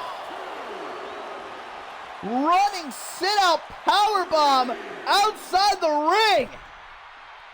Man, just jacked up Alaric's back real good. But he slides into the ring. Stacy waiting for him. Alaric just starts throwing hands. Great side headlock, counters out of it. There's some of that technical prowess on display. Pisses Alaric off. Then he lets Stacy do that to him. Drops down. Leapfrog by Alaric. Ileana Summers has just slid a steel chair into the ring. I don't know exactly what she's trying to do because disqualifications are in effect in this matchup. Pure wrestling rules. Forearm smash by Stacy. And another Tanahashi clothesline. Here in Japan. Stacy is on the champ. Russian leg sweep. Looking to set up that abdominal stretch here. But Alaric too close to the ropes. Able to lay his fingertips on the bottom rope there. The ref saw it, luckily. And that's going to force a break. As now Alaric, oh my God, looks for a second sit-out pile driver. Very Owen Hart-esque. But look at Summers. Look at Summers. Distracting Poe. As Alaric locks in the educator again. But Poe's back is turned. He turns around just in time, but Stacy refuses to give up. Greatest elbow drop ever. 1, 2. Alaric is getting impatient here. He's allowing himself to get angry. Alaric usually pretty good at controlling his emotions. Oh, not a third time. He's looking for the educator. Vertical suplex by the champion. Stacy's lower back is hurt, guys. After being trapped in the educator twice, he is really favoring that lower back. Still manages to make it to the ropes, but he went right over Alaric's head. And look at Alaric saying, that's why you don't do that high-flying bull. But Stacy gonna give him the snake eyes. Alaric gets caught. Another tilt-the-world DDT. This time no scrambles for the pin. 1, 2, but a kick out. Oh my God, a third! Again into the pin. 1, 2. That's just how influential Leon Gata is here in CMV. Gotta give him the golden shower. Uh-oh, might be looking for the abdominal stretch again. Alaric, double underhook. Dante Tatum style. Drops him. That's it. First fall goes to Alaric. 1, 2, 3. Yep. And this one might be over, guys. Stacy is hurt after that. He's hurt bad. Remember how Alaric did Brandon Ace back at the Rulers of the Ring event? Tapped him out and then immediately pinned him. Ileana Summers doing everything she can to help out Ben Stacy, but it isn't going to be enough. The knee! Right between the eyes. That's it. It's over. 1, 2. Ben Stacy still has life left, but Alaric looking to snuff it out. Tries for a frog splash, but all he gets is the floor. For lack of a better term, pardon my French, Alaric just ate shit right there. And now Stacy sees his chance, even though he's hurting. To the top rope he goes. High risk. Double boot stomp. Slithers into the pin. 1, 2. Trying to tie it up, but it is not enough. Don't give up, Stacy. Stay focused. That's exactly what he's trying to do. But Alaric No, reverse into the exposed steel. Ileana Summers removed the top turnbuckle cover. I don't even know if Ben Stacy was aware of it. But either way, Alaric just went sternum first into that steel. But still the champion in control with a sidewalk slam. Referee Poe has now fixed that top turnbuckle, putting the cover back on. Too little too late, but it matters not. The educator locked in, and Alaric will remain the CMV Pure Champion. What a valiant effort by Ben Stacy here tonight. But Alaric again proves he just might be the greatest technical wrestler of all time.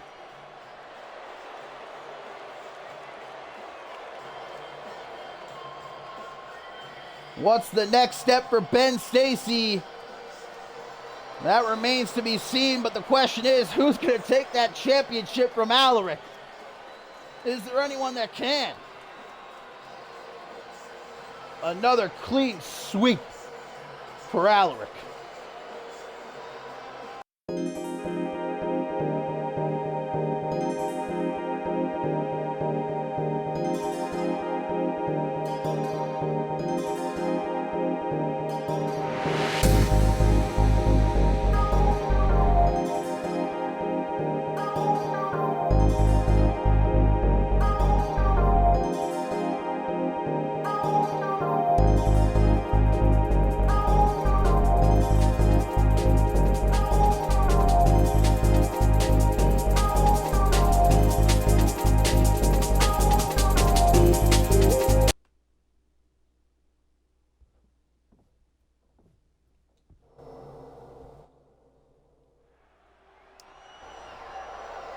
And now, my friends, into our tertiary main event we go here at Dead in Tokyo. Tag team matchup as George King and Iskander take on Adam Valentine and Morgan. These four just going to be picking up where they left off this past episode of Octane. Remember, we were meant to see Adam Valentine and Morgan in tag team action on Octane. But it was George King and Iskander who jumped them backstage, led to a pretty nasty brawl before any serious damage could be done on either side, though. Security, rare here in CMV, showed up and managed to drag everyone away. Of course, it's that man King alongside his disciple Iskander, looking to make Adam Valentine pay for his transgressions back at the Rulers of the Ring event, where you'll remember George King, for winning that Beat the Clock challenge against Morgan, was allowed to pick the stipulation for their rematch, and he chose a special guest referee match. And go figure, the special guest referee he picked was Iskander, but Iskander was taken out before the Rulers of the Ring event by a mystery man who, it turns out, was a returning Adam Valentine who decided to don the referee's shirt. And, well, you saw what happened at the Rulers of the Ring event. It was pretty much a handicap match.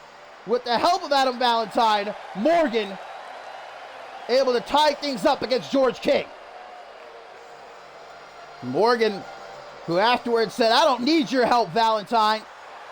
But Valentine said, "You got my help whether you want it or not, because I'm back, baby.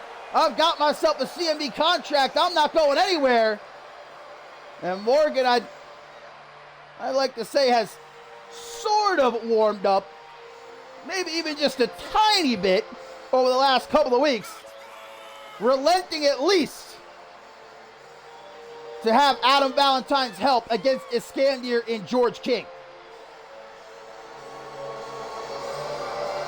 Morgan might be one of the toughest SOBs to ever enter a CMV ring, but We saw what happened in Ascendance 12, the numbers game, Iskandir and George King overwhelming Morgan. And whether the ogre cares to admit it, he needs Adam Valentine. Might be the only other man who hates George King just as much as he does. The GOAT of CMV, his first match in CMV in almost 2 years since Morgan ended his career at Ascendance 10. In that I Quit match. And now here they are as tag team partners tonight.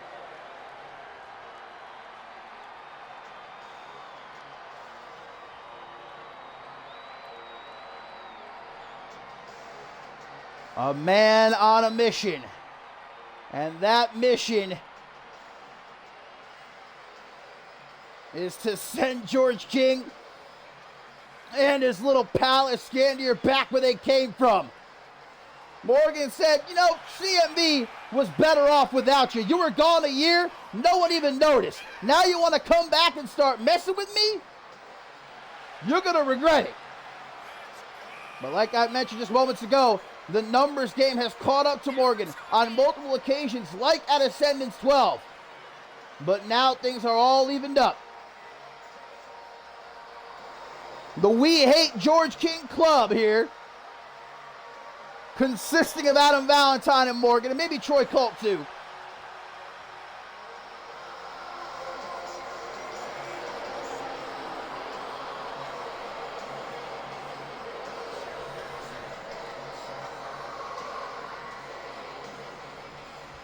But will they stay on the same page? Is the question as old as time itself. Can Valentine and Morgan stick together here against a certainly cohesive Iskandir and George King? Valentine going to kick things off, and again, this is his first matchup in almost 2 years. Oh, George King getting distracted there by Morgan. Allowed Adam Valentine to hit that clothesline, but look at that, King able to get a boot up, and now throws Valentine up onto his shoulders.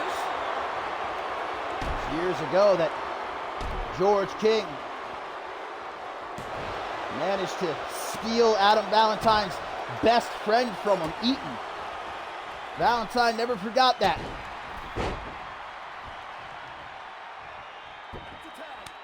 Tag made to Morgan. The Ogre. And a basement dropkick. George King.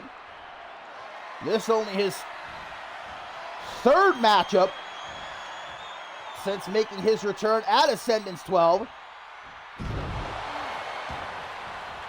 in over a year.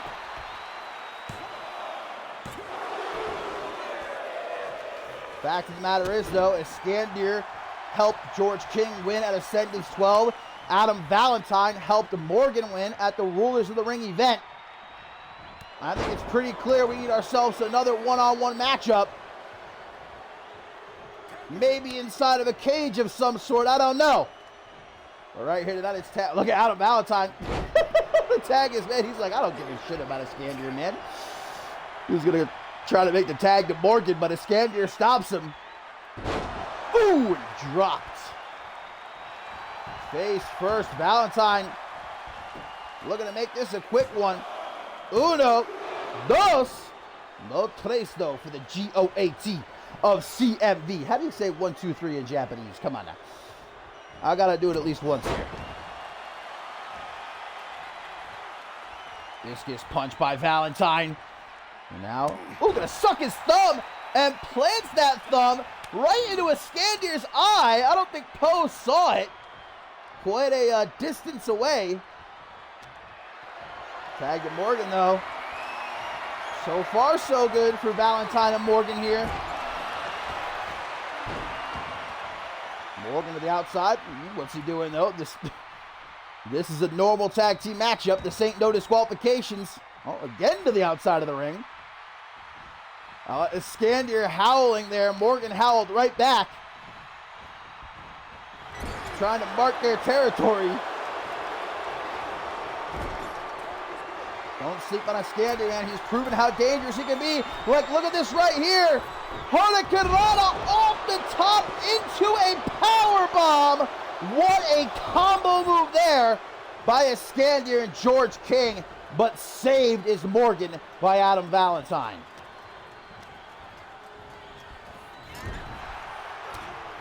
Morgan out, caught with an elbow. George King. Some short arm clotheslines. We know that King enjoys that slower, more methodical pace in his matches. Knee to the gut there by the Ogre. Same can be said about Morgan, the former global champion, who right now calling for vexation. Whoa! I've never seen it hit like that before. Instead of dropping him onto one knee, dropped George King onto both knees. That was maybe the most brutal vexation. Oh my God, and the Scandier's gonna get some too. Morgan's popping off here at Dead in Tokyo. But George King, thanks to that minor distraction by his Scandier, royal flush. And 1, 2, but a kick out by Morgan, but he's in trouble, or maybe not. Straight back up to his seat, but he knows he's hurt, makes the tag to Adam Valentine. The Scandier just waking up. Oh, Valentine gonna walk right into a big boot. Another kick to the gut. Headbutt from King, the most decorated superstar in CMV history, the only man to hold the NGW Championship, the unmatched World Championship, the undisputed World Heavyweight Championship, and the Global Championship. There's a Scandier gonna tag King right back in. Valentine with an elbow to the gut. Spun around though. King with an inverted scoop slam. I don't know. Looking to me like Valentine might still have a lot of ring rust on him. He's moving kind of slow. He's not getting a lot of offense in. Look, he just missed that back elbow. Maybe he should have spent a bit more time in the Performance Center before making his return to action here at Dead in Tokyo. I don't know. If I were him, I might tag Morgan back in right now. Let him pick up the slack. Oh, no. Might be too late for that. George King. What the hell is he looking for here? Superplex. Superplex. But Valentine managing to free himself. Ooh, trips King up. Smacked his head right off the top turnbuckle too. But gets thrown right back into the corner. Tag to a Scandier. Double back body drop. You see Morgan begging for the tag. He knows Valentine is in a world of trouble right now. But don't count out the GOAT just yet. Manages to get the Scandier into the corner. Going after that arm. And again. Make the tag though, Valentine. Don't let your pride get the better of you. He tries, but a Scandier fights out of the corner. And now into the corner. Cautious approach. Stomp to the gut. Able to block that stomp though. Trips him up. Valentine going for that tag. In comes Morgan. This is the last thing a Scandier and George King wanted. They wanted to continue isolating Valentine. Headbutt there from the Ogre. Quickly hooks the leg. 1, 2. Almost a 3 count. Almost not good enough though in this game. Morgan not letting the Scandier go anywhere fast. Pops him up. Dominator! Hurt is Iskandir now. As Morgan just chips away at him like he's swinging a pickaxe. Iskandir needs to make that tag. But again, Morgan stopping him. Scratching up the back. Right into the corner. Morgan caught with an elbow, though. Super kick! And there's an outstanding black arrow. That will never not be impressive. Maybe one of the more agile men I have ever seen here in CMV to perform something like that. Iskandir. Oh, tries for a spear to George King, but Morgan able to turn it into a sort of DDT. And now in the corner, trapped is King and getting battered with these clotheslines. Tag to Valentine. The GOAT of CMV with a springboard leg drop. Been waiting a long, long time to get his hands on King. Gonna tag Morgan right back in. And Morgan, hand in the air, calling for it. Vexation! A second time. 1, 2. But Iskandir makes the save, gets the hell out of there. Morgan paying him no mind as he looks for a spine buster, but King with that vintage hip toss slam. Valentine breaking up the pin though, not even a 1 count. George King not fast enough to catch him there. Headbutt from Morgan. Scooping him up into the vertical suplex position. The delay and the drop. King makes the tag to Iskandir. Adam Valentine tagged in as well. Valentine the quicker. Sucks that thumb again. Wet thumb to the eye. And the slap! Jack! But look at George King preemptively gets in the ring to break that up. Valentine says, fuck you then, man. Makes the tag to Morgan. Iskandir, I think, very wisely rolling out onto the apron. But he's not going to be safe out there. Morgan's running him down. Iskandir quicker, though.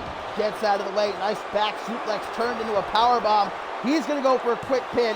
1, 2. He almost had it. Almost. In the corner now, tag is made. Oh, not again. That Hurricanrana into the powerbomb combo. But Valentine once more knows that Morgan needs the help. Breaks up the pin, but Morgan is in a bad way, guys. Still, however, oh my God. Vexation! A third time, man, but Iskandir, look at Morgan mean mugging him. This match may have been over 3 times already, if not for Iskandir making these saves. I'll tell you what, that new little oomph Morgan has added to Vexation. Whew. Just when you thought such a deadly maneuver couldn't get any deadlier, Morgan says, wait a minute, let me show you a little something.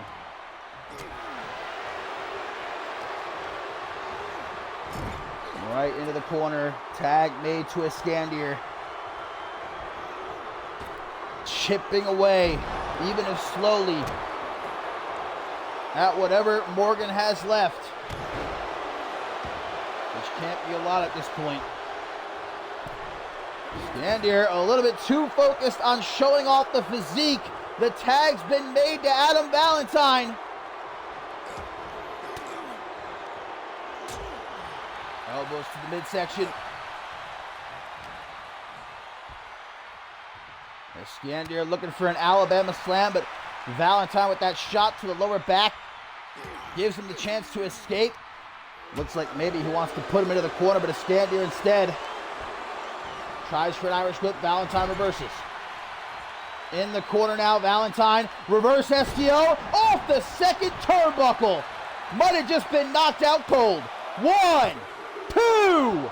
But a kick out. King even got a little bit worried there. He gets into the ring. Valentine greeting him. TKO.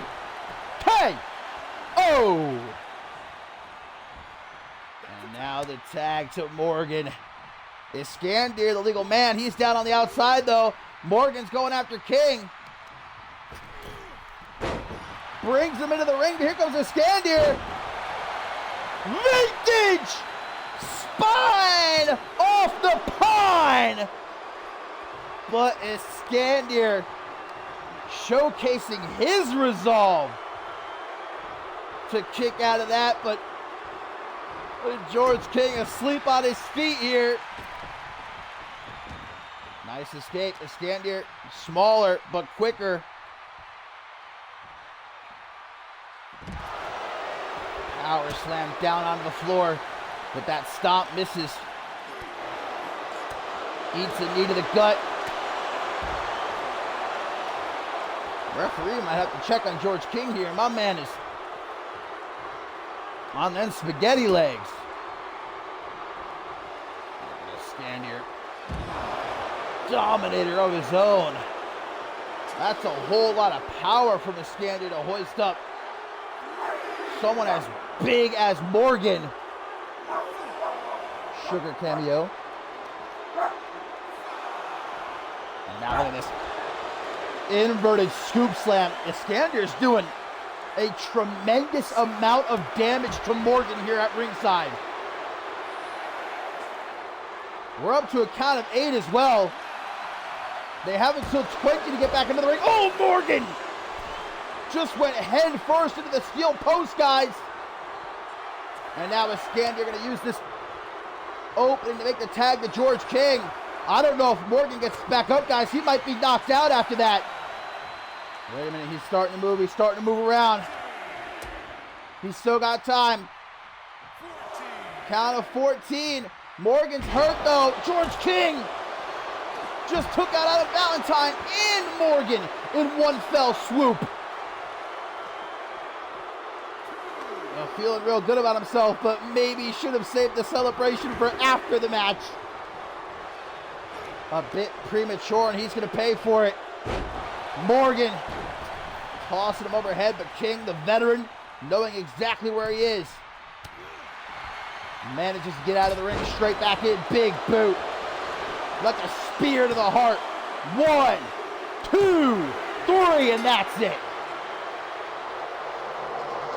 Iskandir and George King here at Dead in Tokyo. Adam Valentine was out after that back suplex on the apron, and Morgan just had nothing left after that onslaught by Iskandir outside of the ring. All it took was one more precise shot to the heart. That classic George King big boot. And that's all she wrote.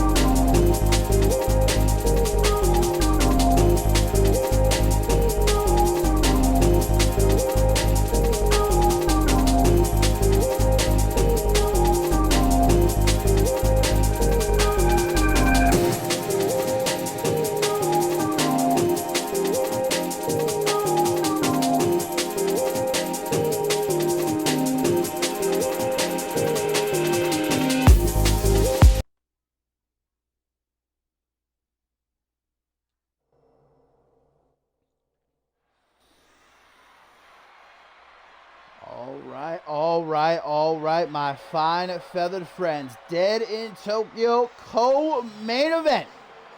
Coming up next, what a tremendous night it has already been here in Tokyo, Japan. And it's only about to get even better, as this rematch promises to be another barn burner. Hikiko and Danielle Davis going to run it back, but this time it is Falls Count Anywhere. And of course, Hikiko requested this stipulation. Remember, a few weeks ago, their first one-on-one encounter, Danielle Davis won by countout. Hikiko calling Davis a coward, saying, you knew you couldn't beat me, you couldn't pin me, you couldn't make me tap out, so you won the only way you could. But Davis saying, I could beat you any single way I want to. And was more than happy to take up Hikiko on her offer of a rematch. Falls Count Anywhere. Hikiko, who just a couple nights ago in Octane abandoned Christy Myers in that tag team matchup, left her to fend for herself against Alice Blackheart and Danielle Davis. Did it with a smile on her face.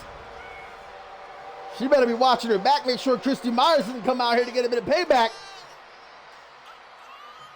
As Danielle Davis looks to indeed prove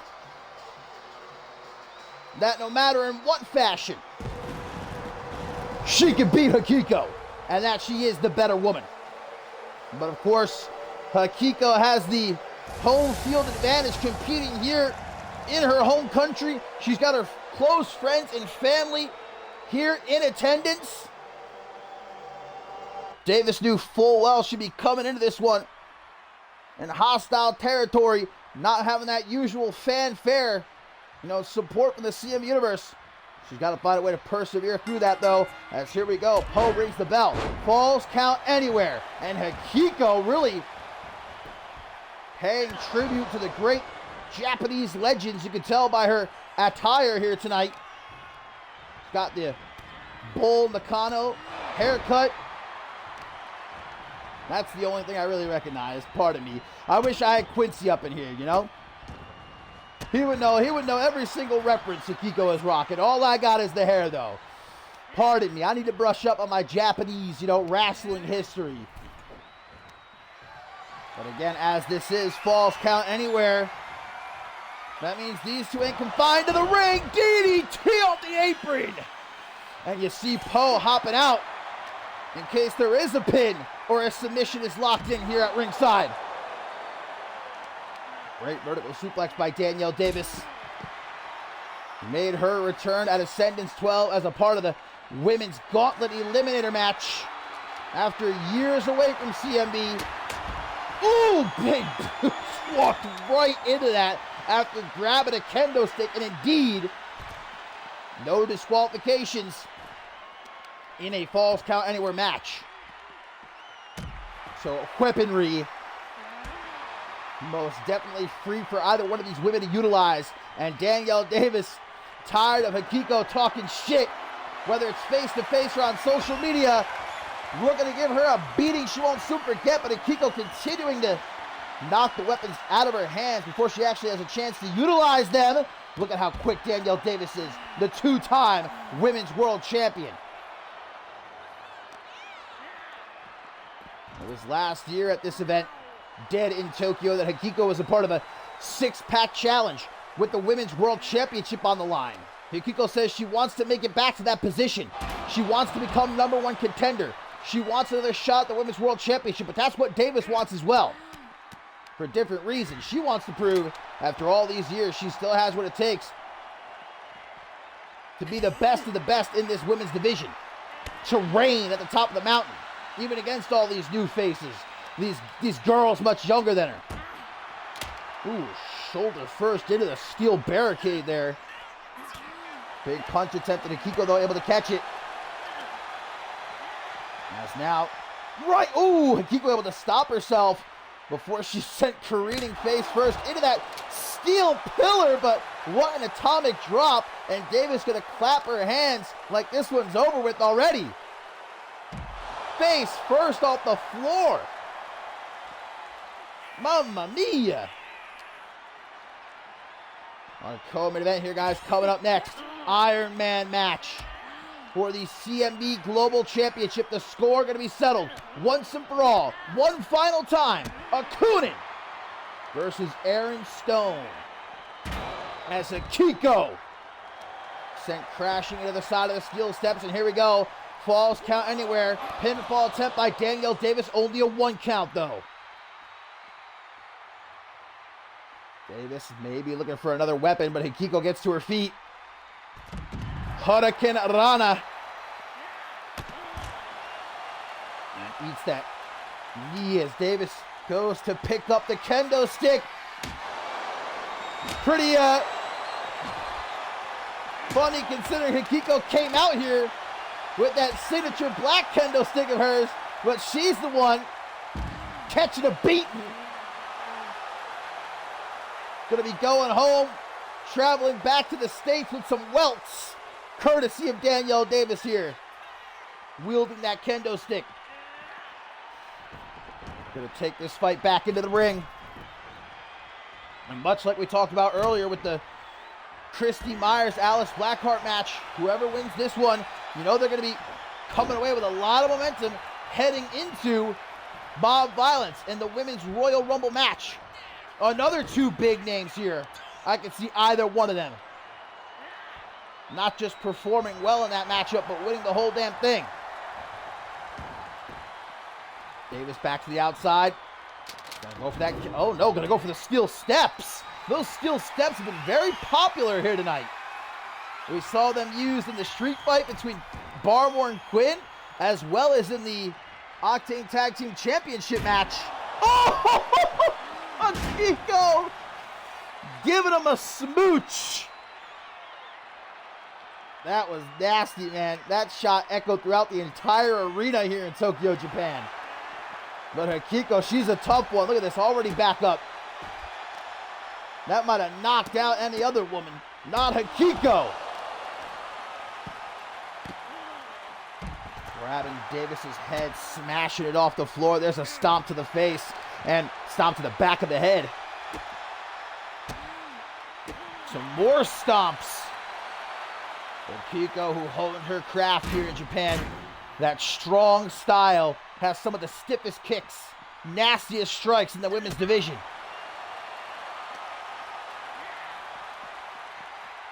Akiko spins her around. Looks like she tries to go low. Danielle Davis, though, saw it. Slammed! Face first off the ring apron. And now some more kicks. Davis going to be lucky if she walks away from this matchup without a broken face. The way Akiko's kicking her. My God, Davis, there you go. Oh! How about a kick? 1, 2. I thought that might have been it, man. I thought she shut Akiko's lights out right there, but no, Akiko. Oh, Davis back under the ring while she's got the time. A sledgehammer! Oh my God, it just repeatedly, oh, right to the gut, and again! Oh my God. We have never seen this from Davis before, but Akiko has really managed to get under her skin these last few weeks. That's it. That's gotta be it. Wow. Wow. Akiko. Despite getting her ribs potentially pulverized right there with that sledgehammer, there's no way she doesn't have at least one broken rib after that. Lucky if all of them aren't broken.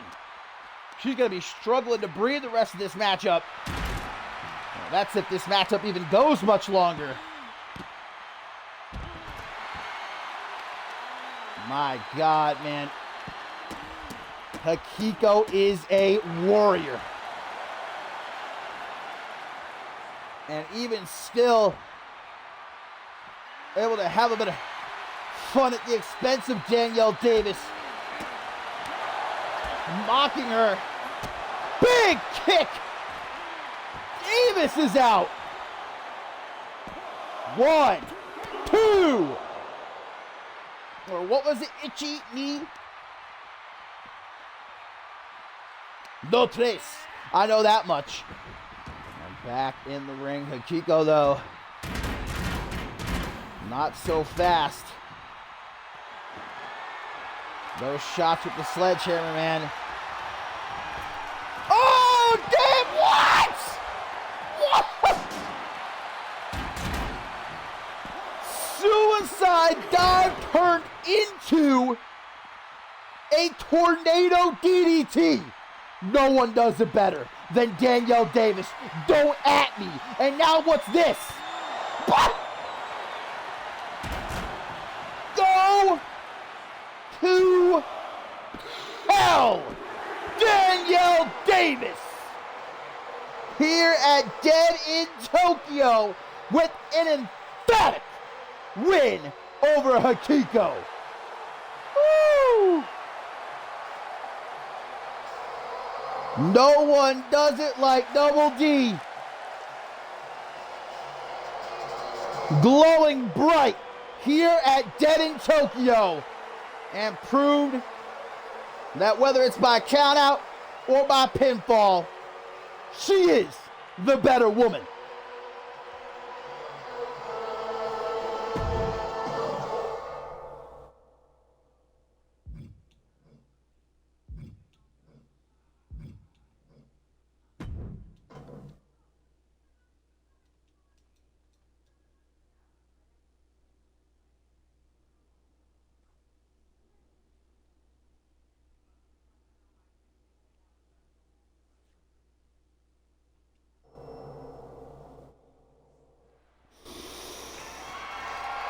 But are you ready? We have made it to our main event of the evening.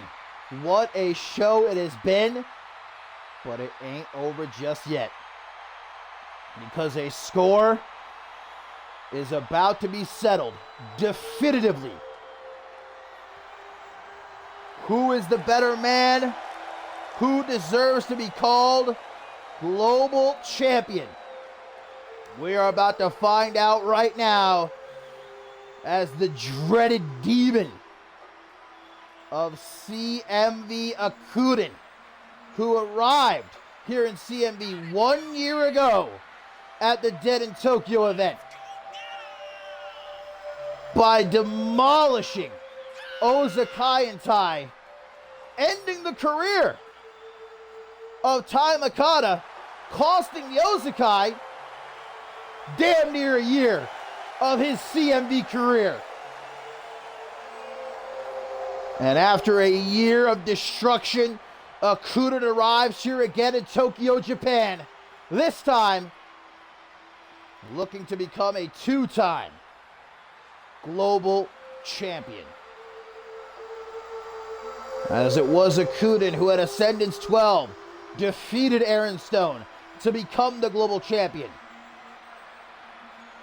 But at the Rulers of the Ring event, Aaron Stone took the championship back. 1-1. The tie to be broken right here in our main event, an Iron Man match.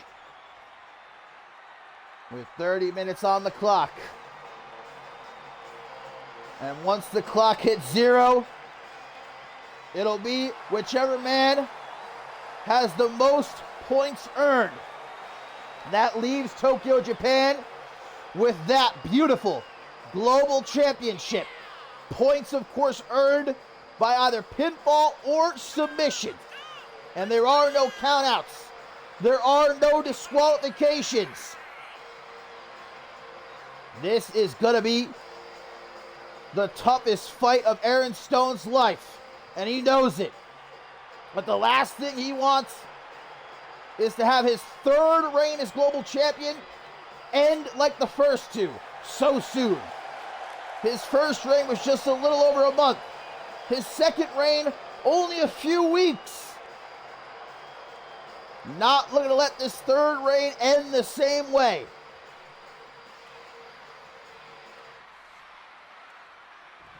So here we go. Main event of Dead in Tokyo.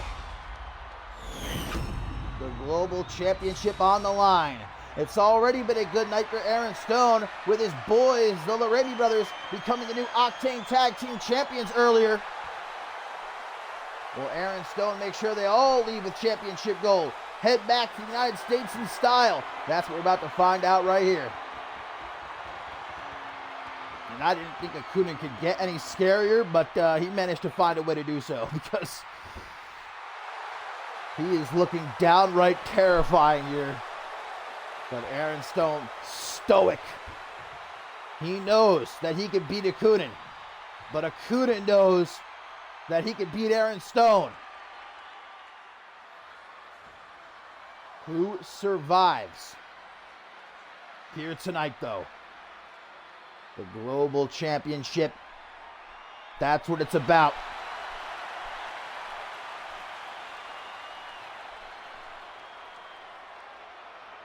The dreaded demon.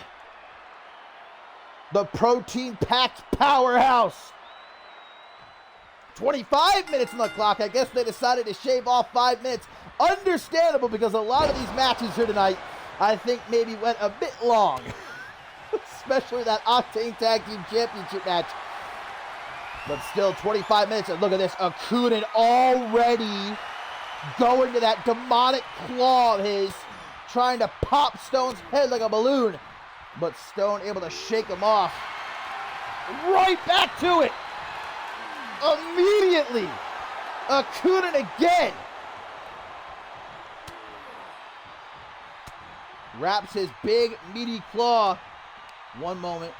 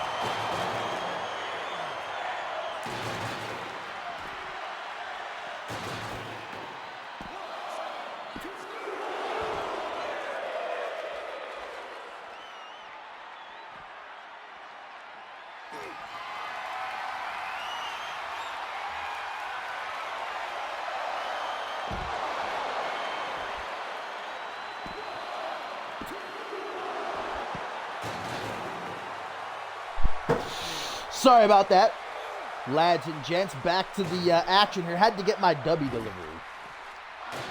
I sorely needed some after what my voice has been put through here this evening. But back to the action, and I certainly did see Aaron Stone just hit that special delivery at ringside.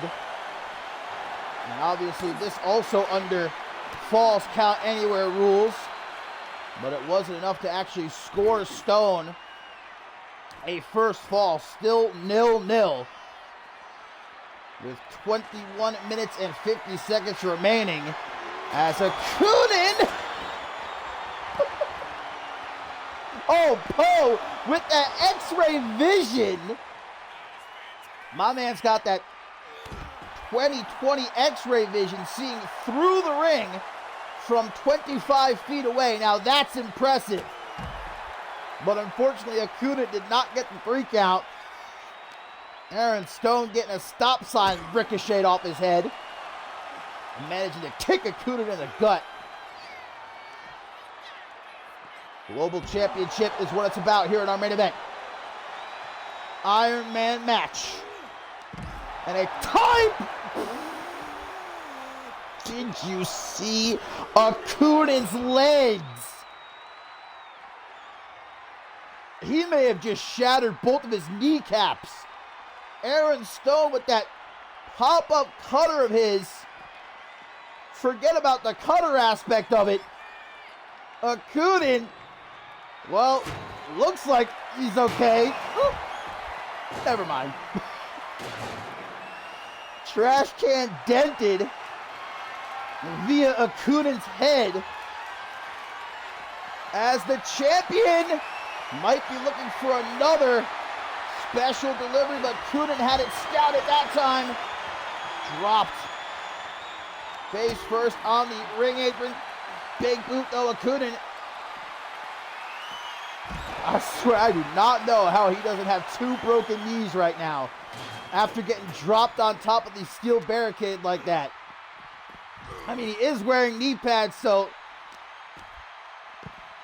that had to help out some, but even still.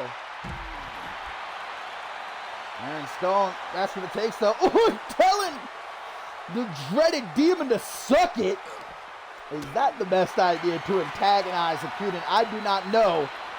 And here you go, we're gonna pay the price with a powerbomb on the floor.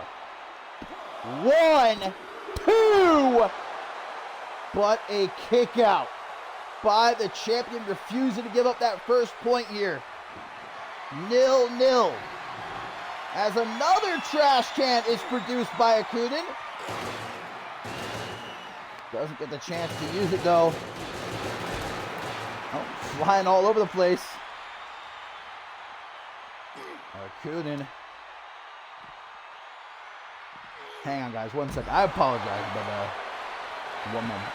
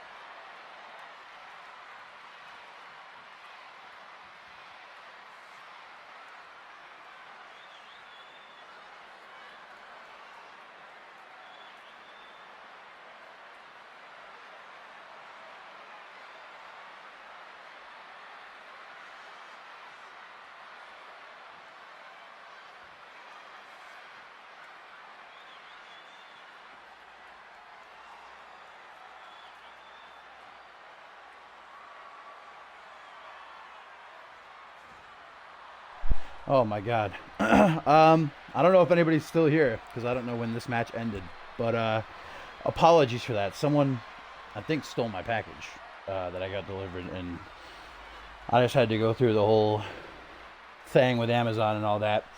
Bad timing. Of course, my package I was getting delivered to the arena here. It was Japanese Amazon. I don't know if that's really a thing or not. My order of W. Nonetheless, apologies, 1,000 pardons. Looks like Aaron Stone is still the CMV Global Champion. So, hell yeah, I'm going to have to go back and watch the matchup myself. I missed nearly the whole dang thing. But, again, apologies. Stuff happens. What are you going to do? I had to go wrestle that son of a gun and nick my package. But, thank you for watching. As always, hope you have a great Thanksgiving if you're going to celebrate. And I will see you guys next time.